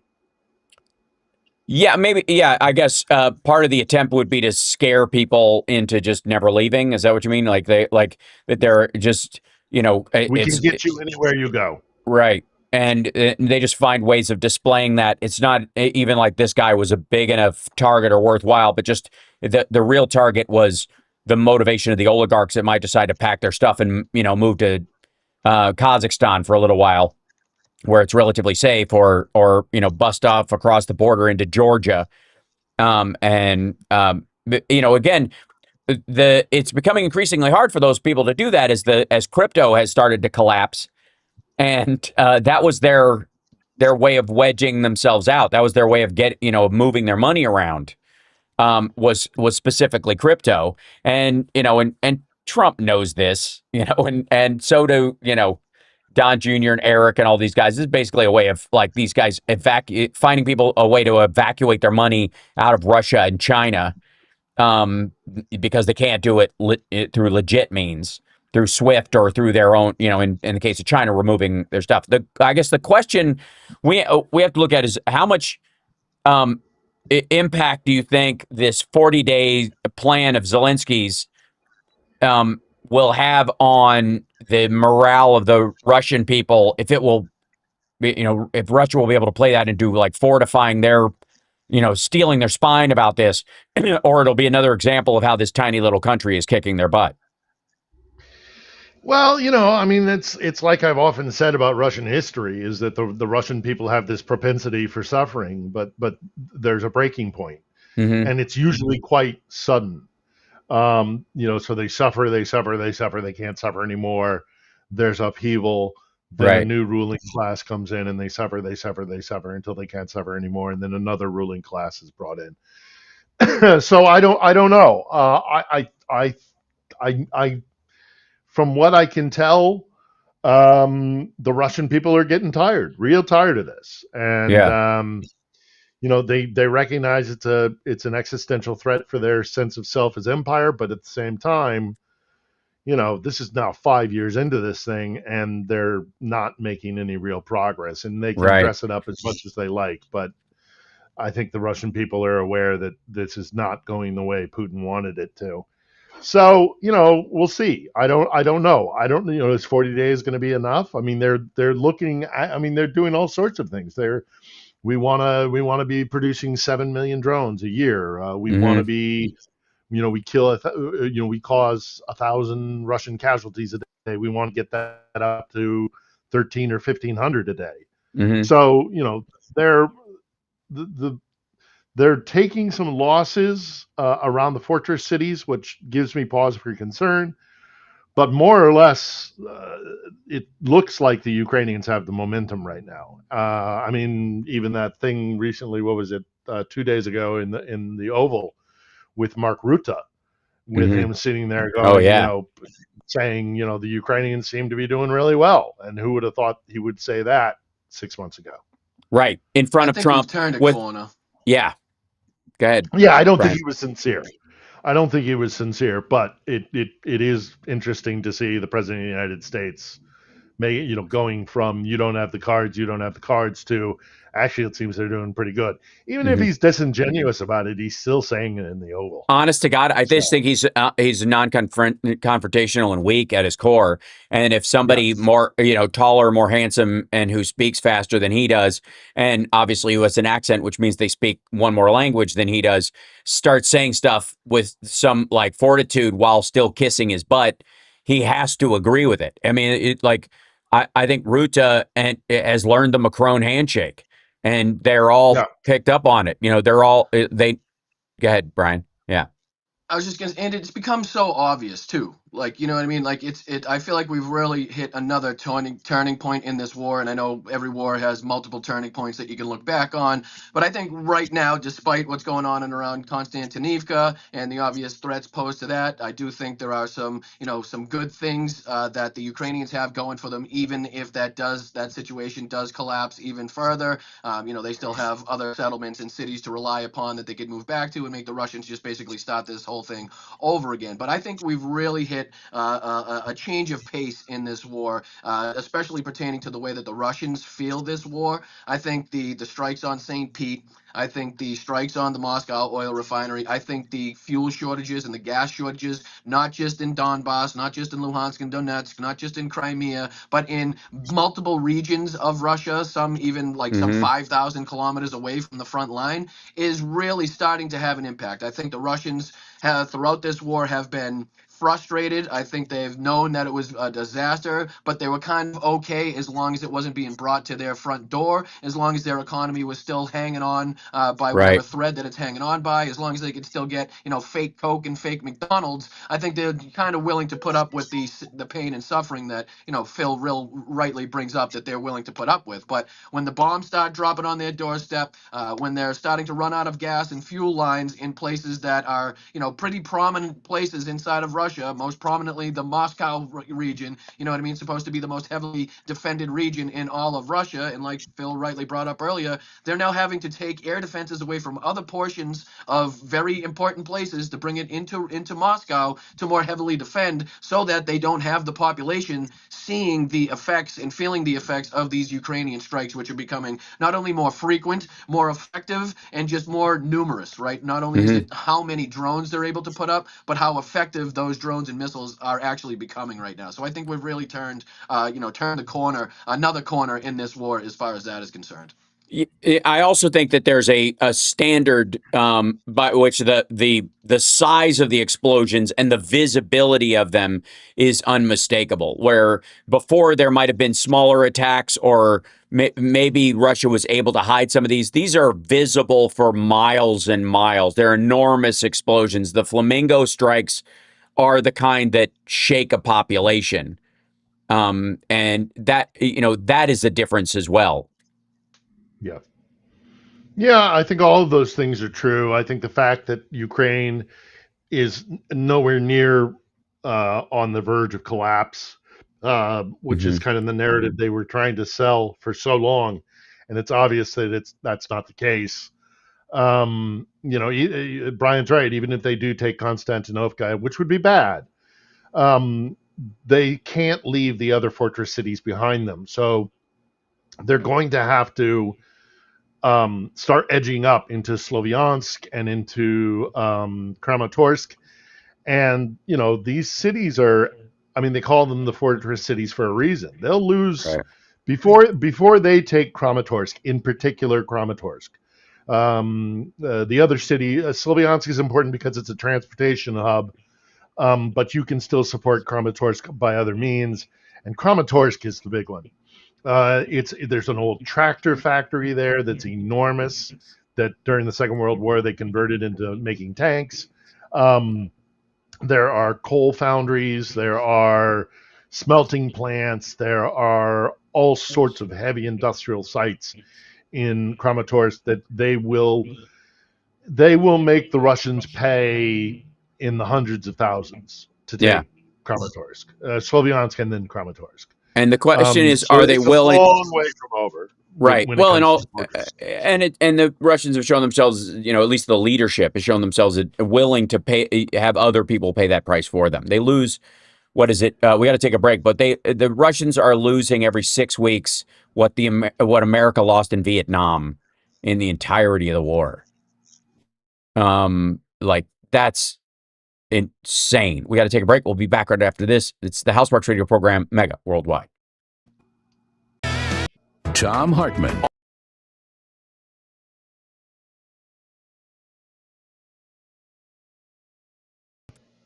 Can you check for me so I can hear you? Oh, there we go. Yep. Now I can hear you. Yep. Okay, cool. Yeah, there was a little bit of a stagger in there. One of those internet hits, gremlin attack. It's okay. But even after Konstantinivka, man, I'm like, I know it goes up north into Kramatorsk and stuff, but even the smaller settlements over it after Konstantinivka give the Ukrainians the ability to kind of, get back, get their wits about them, set up, even smaller or short-time defenses that make it even more difficult than it would be even, if they didn't. You know what I'm saying? So it's like even, Drushivka going back into those, and then you start getting into some more open territory there. So you can't leave Kharkiv in your rear either.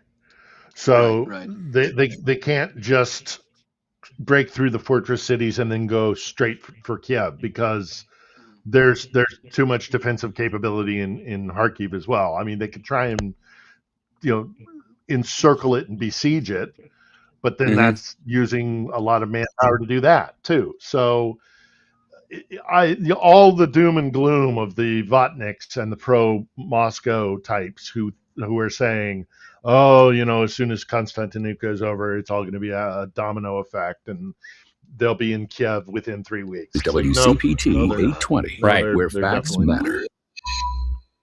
This is Damian Perdue of Think Theory Radio, Saturdays at 6 p.m. You're listening to Hsrpm's radio program, Mega Worldwide. There are, beyond, again, the flamingo attacks, which are, I think, the big turning moment, if anything, how far they're going into the country, the fact that they're having multiple missile attacks on these refineries and factories. The drone swarm aspect of it is the game changer aspect of this. And the Russians are nowhere near, ironically enough, meeting this, if a smaller country with the budget and the manpower issues that Ukraine has against a much larger country and the money that they have is able to throw that many, to produce millions of drones every year. The idea that the Russians couldn't seems absurd. So do you think it's the question of like the Russians just think it's beneath them?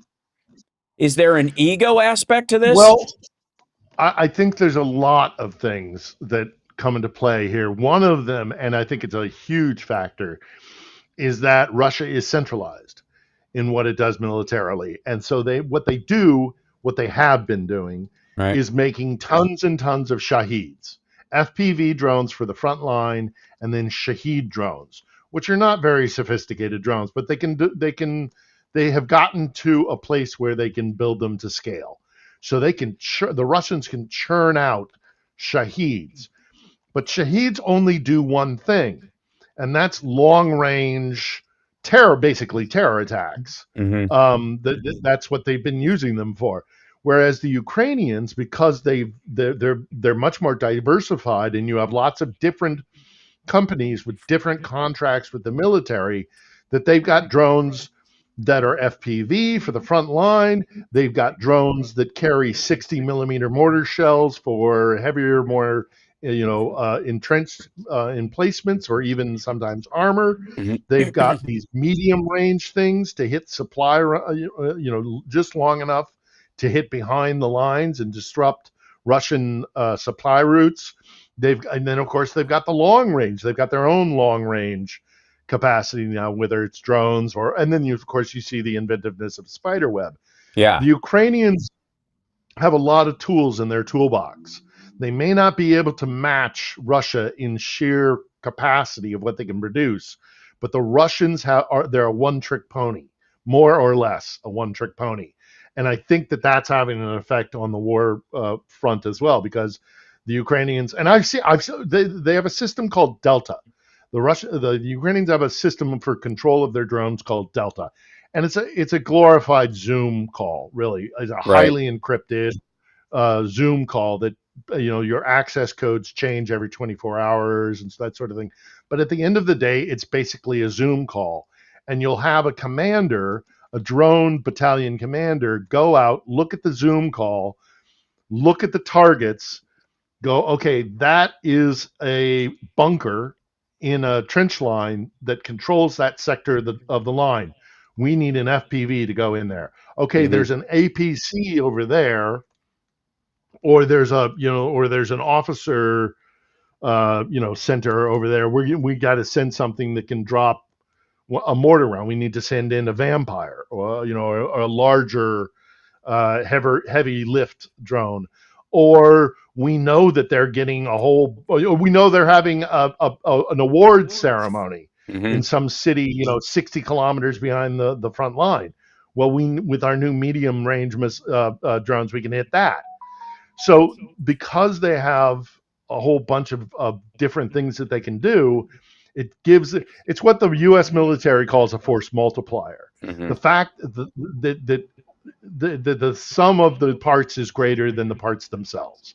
And that's where the Ukrainians, I think, are fighting and winning the drone war over the Russians, because the Russians, every nail is a hammer, and just more Shaheeds, more Shaheeds, more Shaheeds, and more front, FPV for frontline activity. So that's it. Yeah.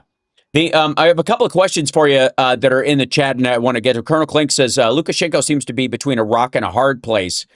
What does Philip think about Belarus? And that kind of ties to Edward Brayman's question, which is, can you ask Philip about Zelensky to tell Mr. Potato Head in Belarus to stop assisting Russia, or else in 1 week Ukraine starts hitting them?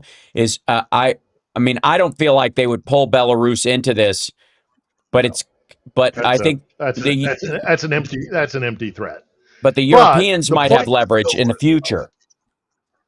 Well, yeah, absolutely. But also, I mean, Lukashenko is caught between a rock and a hard place. But he's already said, he's made the announcement he will not allow Russian troops to pass through Belarus on their way to attack Ukraine. Now, whether or not he holds true to that or not, I don't know. He's also said that he can. Well, he's also said he's shutting off the relays that the Russians use for guidance. So, that is something tangible that we can check. And if he maintains, if he keeps that system down, and the Russians aren't able to use Belarus airspace to send in, cruise missiles or drones or whatever they want to send, well, then we know that Lukashenko is actually doing this. Lukashenko has a lot of issues that he has to deal with. His primary patron has been Putin. I don't think that's going to change anytime soon, especially because if it did, then the Kremlin might very well replace him. Right. Normally by, killing him. But he's got a population that hates him. He's been in power for, going on 30 years now, 35 years now. I mean, his population hates him. So he can't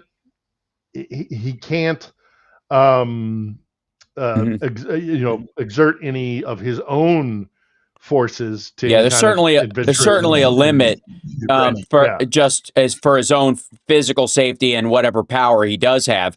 And this is the same situation, we ran in with like Yanukovych or whoever. If you're a puppet for Russia, you know your role. At a certain point, whatever you want to do or say is going to be you're going to be a paper tiger at some point. I think simply because Putin's dangerous. Did you see that video about that coup? I was making its round. I saw the soldier. Yeah, I saw the soldier with all of his medals threatening that if. What do you make of that? Yeah. What do you make of that? I don't know. It's wait. Catch everybody up for what this is. So, explain it.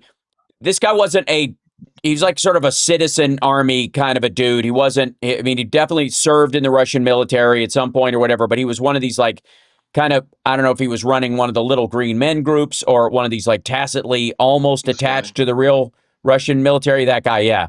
That with all his medals. Yeah.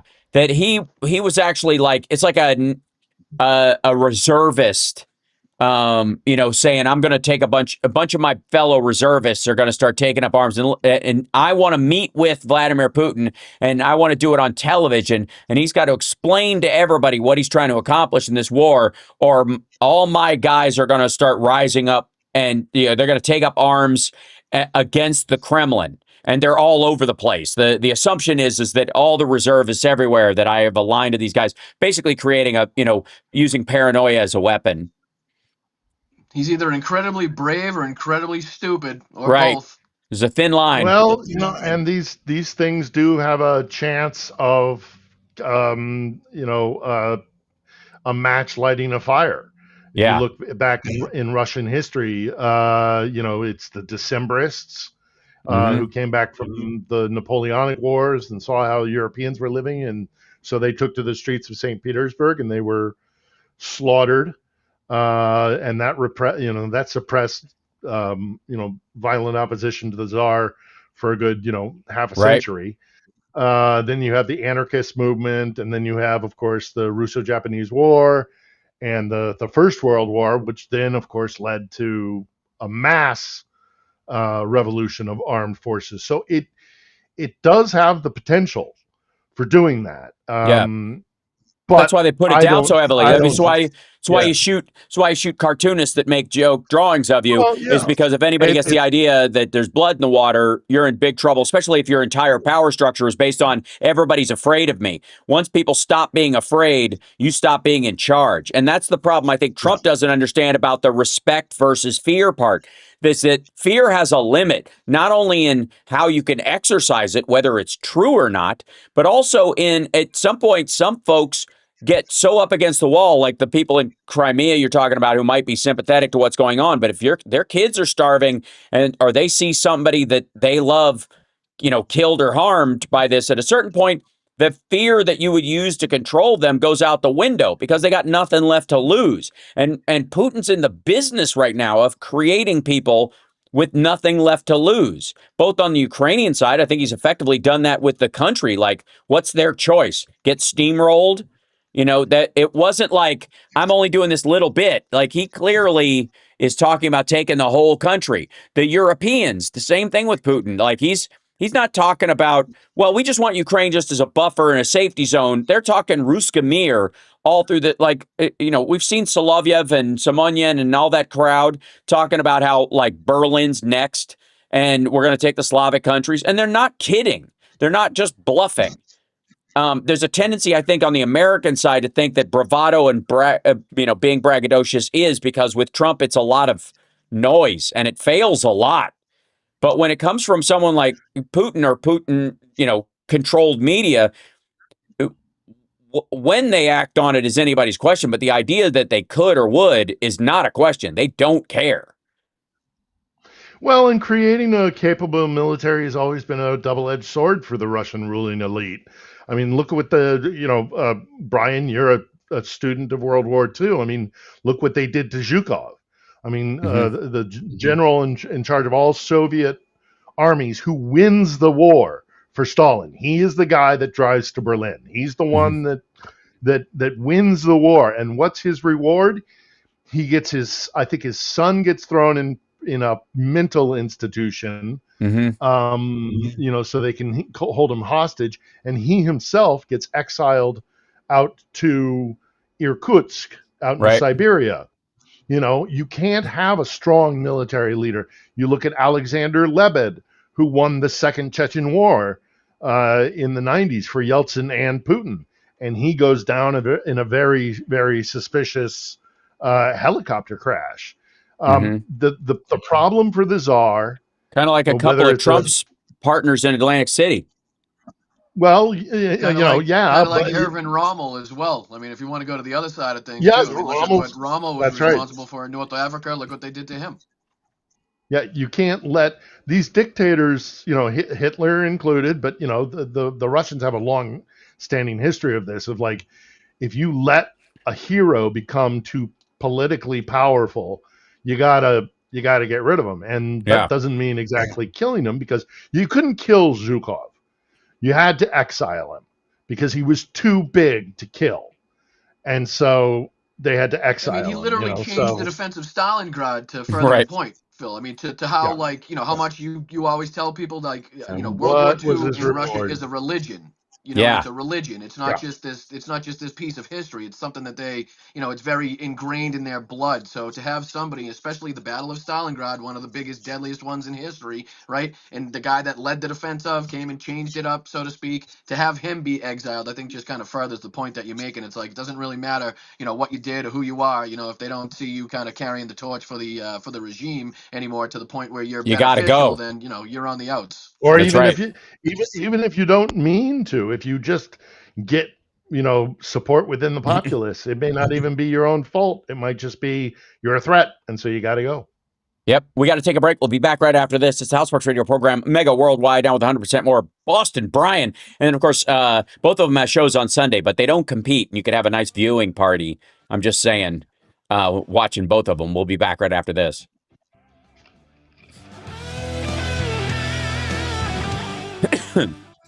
What they're pointing out the head of the Wagner group, right?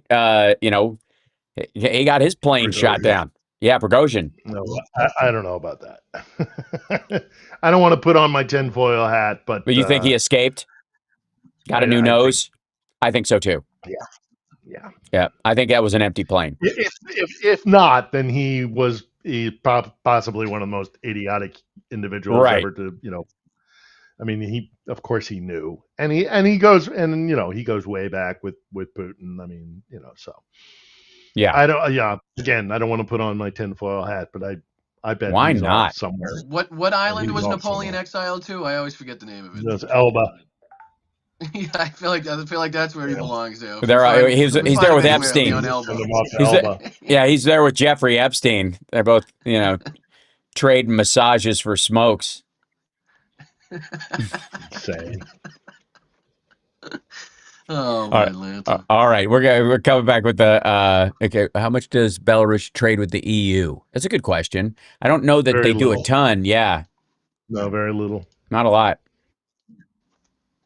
They don't really produce a lot. They're not. I mean, it's a tiny little country in Says I in don't think their 2025, the exports. EU was Belarus's third biggest trade partner, representing 10.6 of the country's overall trade in goods, a drop from 14% in 2021. You're listening to WCPT That's 820 for because Belarus to facts the EU. matter. I wonder what EU to the Belarus is. I am happy, you are happy. Let us be happy together, whether the weather is cloudy or sunny. I will always be your funny honey bunny. I am lucky, you are lucky. Let us get lucky together, whether the weather is cloudy or breezy. I'll be there to say, hey, come on, let's take it easy. Because isn't it nice to have the friends that you do? And isn't it nice that the sky is so blue? And isn't it nice to say I love you? Chugga, chugga, choo, choo, woo, woo. I am smiling, you are smiling. Let us smile together, whether the weather is cloudy or stormy. I will still be there in the morning. I'll be right by your side in the morning. I'll make you breakfast in the morning. I hope that you like cereal. I think the happy ending was, I had a great show last night at Flappers for our Patreons. For some reason, there was an issue with the stream, but it is up and the link is there for if you're a member on the YouTube channel. If you look at my posts, you can find a link to watch the show last night. And then, of course, the Patreon, we have a new updated link in there. Reach out to Andrea and she will make sure you have it if you don't have it from there. But and I do think that this shift in the war in terms of Ukraine is certainly good news, because I think anything that might bring this to a close by a show of strength from Ukraine, as opposed to what Trump would rather, which is, of course, that they, his illusion about them being weaker, and that they just have to give in because Russia is so big and strong. And then, I don't think there's anything to be happy about in the memorandum of understanding garbage that's going on between the United States and Iran. Again, we all have I think I have a closer personal relationship with the people of Iran than I've ever had, and that we're both run by psychotic maniacs. Bless you. And thank you. Phil, yeah. And it's a bit sad that our leadership is equally deluded, self-involved, and violent. And it really only affects the people of these countries. And the same thing, I think, applies, this farce around the Gaza peace deal that Trump allegedly made, and everybody just got all quiet about it. And the same stuff is going on there today that was going on before. And then now we're in the same situation in Lebanon. We got, Israeli tanks moving into southern Lebanon. These agreements, are not worth the toilet paper they're printed on. And is there a breaking, I guess the question for both of you, and on a historical level, and of course, based on the relationship of the countries involved, is there a point where people just start recognizing that the Ukraine being unique in this circumstance, but like with Russia, Iran, and the United States leadership, not the people themselves, but the leadership, is there ever a point where the public just starts overwhelmingly going against it, whether they feel safe to do so or not? There's a little bit of it in the United States where people are afraid of the administration and how it will lash out. There certainly is inside Russia, and there certainly is inside Iran. But is there a point where an Iranian revolution stands up, or a Russian revolution, even with this blood in the water moment with that guy posting things, or the mill bloggers say turning tail or questioning the veracity of their own claims? Well, I think there's a ticking clock on all of them, except for the Iranians. Mm-hmm. Netanyahu at some point is going to have to face his criminal charges. Mm-hmm. They've got their elections coming. There's a parliamentary election in the Knesset, I think. Is it September? I don't hold me to it. Obviously we have the midterms, and Putin is, that clock has been ticking ever since 2023, when he didn't take Odessa and he didn't take Kiev. Once that was done, and it was obvious that this was just going to be a slog, and it was just a matter of how many more Ukrainians and Russian soldiers have to die before Putin is deposed. And that clock is still ticking. And he knows it.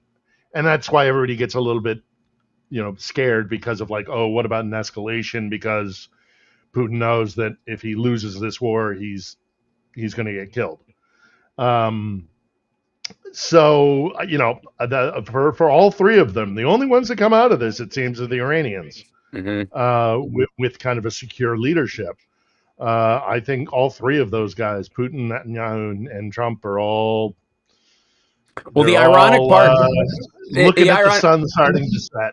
Yeah, well, that's because I guess the oldest leader in this equation, which was the leader of Iran, is already dead, and the son that followed him may or may not be influential at he could be like a figurehead at this point, or even if they're pretending to reference what he's doing. But the IRGC is clearly running the place. The Vahidi or whatever, the guy who's running the IRGC, is really the one making the real decision. So again, does Trump even know who he's negotiating with? Does Vance, does Witkoff and Kushner, do they think even if they came to a better thing than the stupid MOU, which is, again, Trump is ignoring everything that's in it. So why in the world would they pay attention to it ultimately, except to use it as a cudgel in the press with the rest of the world? Like, hey, we signed this. We agreed to it. We got more of what we want. We're playing by our rules that are set in here.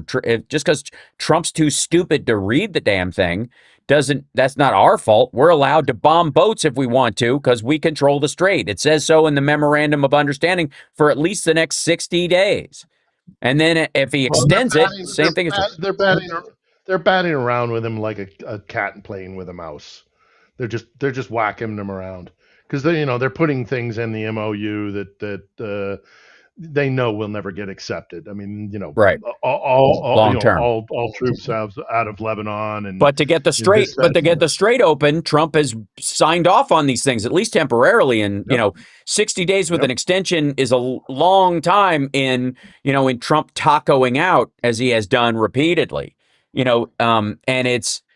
I don't think people recognize, like, beyond the petroleum products that go through there, the fertilizer that's been a major impact on, like, the cost of fertilizer in the United States went up so much so that somewhere in the order of 60% of our farmers were either late with their purchases or didn't have the money to do it or had to borrow to do it or just frankly never made the purchase in the first place, which is going to affect food costs in the United States in the fall and in the spring of next year, because that's how these things work. And we've got a bunch of leaders, including Vladimir Putin, I think, who can't see past the end of their nose. And I think the Iranians are benefiting from the obviousness of the situation, and I think in the same reality, the same way that the Russians are, it's degrading their abilities to do anything. It's degrading the abilities of the citizenry to trust their government in Russia, is how obvious everything is. I mean, when you have the land bridges being bombed the way that they're being bombed, the supply trucks hit the way that they're being hit, the Kerch Bridge clearly becoming more and more of a focus, even if it's just the general surrounding area at this point. Clearly, some softening up is happening. Whether you're looking at the ferries inside of the Sea of Azov that were struck and had to be temporarily suspended, meanwhile they're taking across some of the more heavy equipment and stuff. The lack of Russian naval presence in the Black Sea to begin with, the strikes inside of not only occupied Crimea, not only occupied Crimea, but occupied Luhansk and Donetsk, and also into Russia, Moscow, St. Pete, Rostov. I mean, looking at putting these all together, I mean, it paints a clear picture and not a rosy one for Vladimir Putin. The same way, if you look at the MOU and the situation there, it doesn't paint a rosy they're all picture making the same mistakes. Right. And add to the situation domestically in Russia, in that they're trying to tamp down on communications. So Russians, who are especially young Russians who have become very accustomed to mobile data, they're very restrictive on using your phone for internet. You can still, if you have a landline, if you have a fiber optic at home, you can connect to the internet, but you can't. And they had become very accustomed to being able to pay for your taxi, to order an Uber, to order food, to order, to use it to get on the metro. They'd become very integrated to that, and so to control communications and obstruct any kind of organization, they've cut off mobile data, and that is another indication that they're desperate. And I think the Russian people have recognized it, especially the young people. That's right. Before we get to the end of the show, I want to remind everybody that Boston Brian has shows on Sunday at 1 o'clock Eastern Time, Tuesday, 2 o'clock Eastern Time, Wednesday, 1 o'clock Eastern Time, Thursday, 2 o'clock, and Friday, 2 o'clock Eastern Time, just so you get those things. Philip Bittner has a show on Sunday, new episode tomorrow, I'm hoping, for On the Edge. With a mental health expert. All right. Try not to take that personally. I also, I'll watch. All right. Is this an intervention? All right. A couple of people said, by the way, Thomas Hamel, golfer, Ukraine, wrote, Bowie says, hi, bark to Uncle Brian, which is lovely. And wanted to put that in there. Josh, yes, that was a Pantera reference I made earlier. And then, of course, Johnny Cat says reactions from fear are hard to anticipate because sometimes a dog bites out of fear. And that's, a lot of the issues that I think both Putin and the Iranian leadership and Netanyahu and Trump are all staring down the barrel of, especially as they lose their grasp on not just the control of their own countries and the narrative, but their own mental health. The question is, will Putin be running the country, or will Putin's, one of his lookalikes take over and shut down the war, apologize, and after Putin kicks off and become the beloved Putin that nobody realizes is actually their version of Dave. Who could say? Boston Bride, thank you for coming in and filling in for Johnny Million while he's away at an Orioles game. Greatly appreciate it. Philip Bittner, of course, host of On the Edge, and our great friend. Please stay safe, sir. We will in Chicago. Thank you guys so much. In 2 weeks, I'm going to be in Chicago for the Hody Bash, and so I will be doing the show live from the studio. But we will see you next week. I am going to be live on the 4th of July with my own little 250 message, and we will see you guys then. Take care of yourselves and take care of somebody else. Thanks, Chicago. See you all.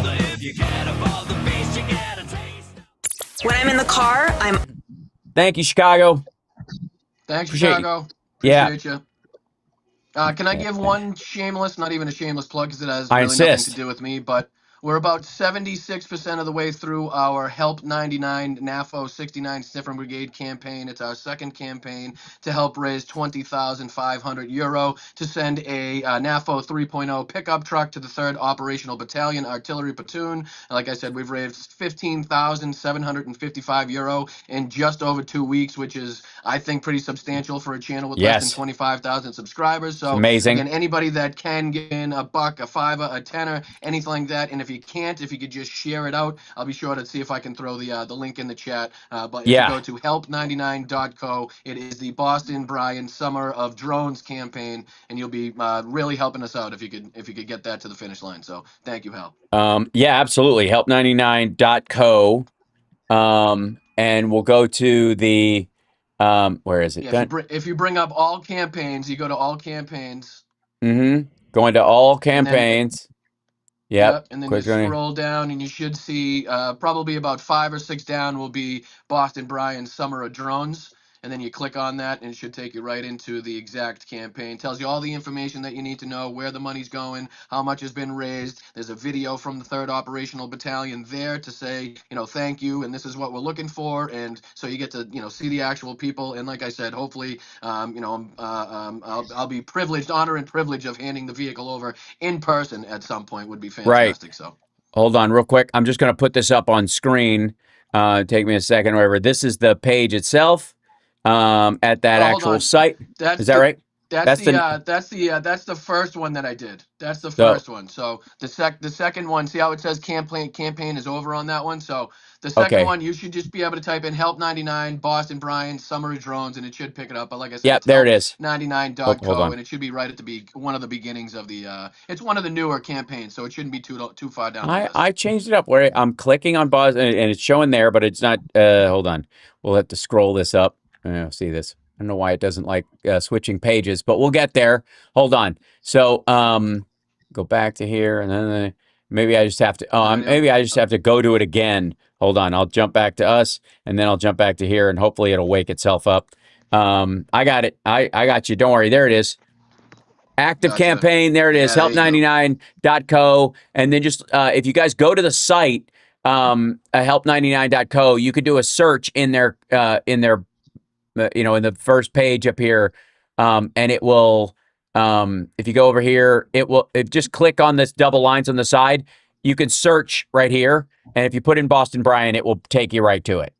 So I appreciate you, Hal. Thank you so much, man. absolutely. So that's doing it like that, and there you go. And you'll see the one on the right is the Summer of Drones. Click on that. It says active campaign right up here. You can help out. That's great. And apparently you get a patch. Look at that. If you look at that. Best patches in the game. Best patches in the game, I think. That's right. I mean, I'm biased, but what are you gonna do? That's right. And it's got the NAFO middle finger from the Ukraine. That's old school back in the day moment. So that's terrific. All right. And thank you, brother. And Phil, I got to get you back on the show too, my man. I got to get in touch with you so we can set something any up. day, any days except for well, no, 2. So Monday we can. I'm sorry, Sunday we conflict. But another day, yeah. Mm-hmm. I got you, brother. We'll make it happen. Thank you, Hal. Yeah. Appreciate you. Best All right. All right. I'll let you guys go. Cheers. See Much you. love. All right. Off they go. Thank you guys. And chat room. Thank you so much. Not too much. Not too many technical issues. Couple of worrisome, glitchy moments, but too much stress. So I want to thank everybody with the super chats. Again, Val Vickery, welcome back. Glad to have you. And again, I truly am jealous of the trip you got to take. That's very cool. And I'm gonna try and put that's not gonna read at all. That's hilarious. Shrink this down and drag this over here. There you go. It's kind of, I don't know why this is so odd. Come here, you. Take this and shrink it down and drag it over and put it over here, and then this guy right there. Look at that. There's Boston Brian's schedule. There you go. And then I don't know what the hell is happening with this guy. There you go.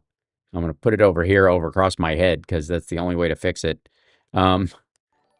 It's so aggravating. All right, there you go, and shrink it over there, and then there it is. It's extra large, and then I shrink it down. That's going to be a little hard to read, but I'm putting it over here anyways, and then I'll blow it up a little bit. Now it's on the vertical side as well, and you guys can see that. And scene. All right, that was good. That's hilarious. Okay, excellent. And I will see you guys Monday.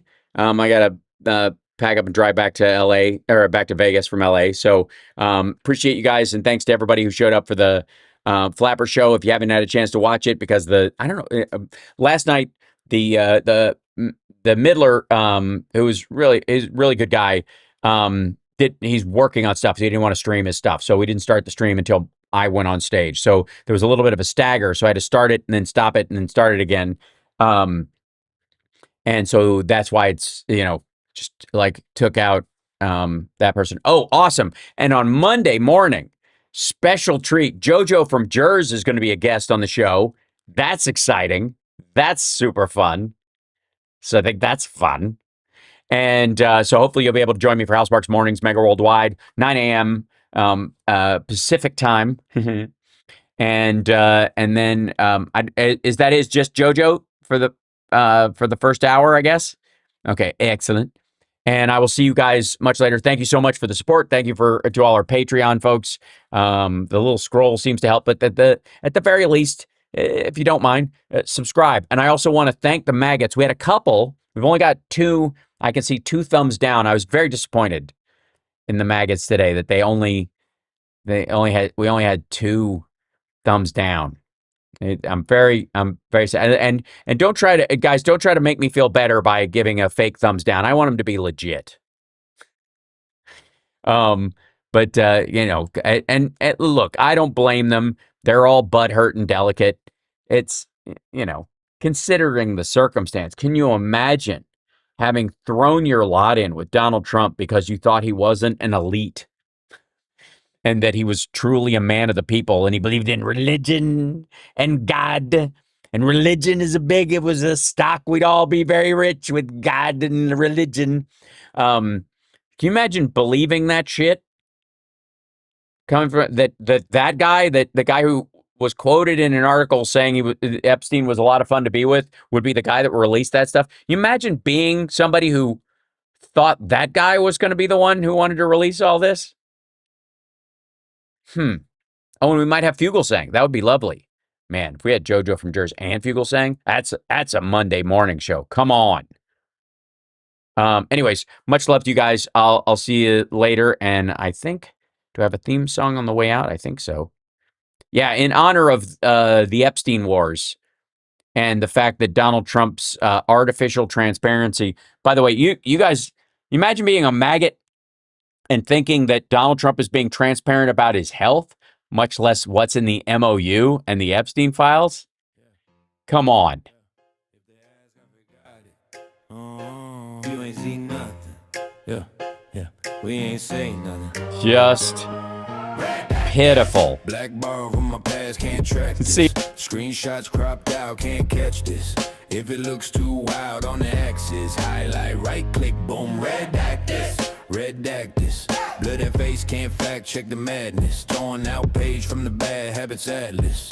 If the story get messy in the ad libs, highlight, right click, boom. Thank you guys so much.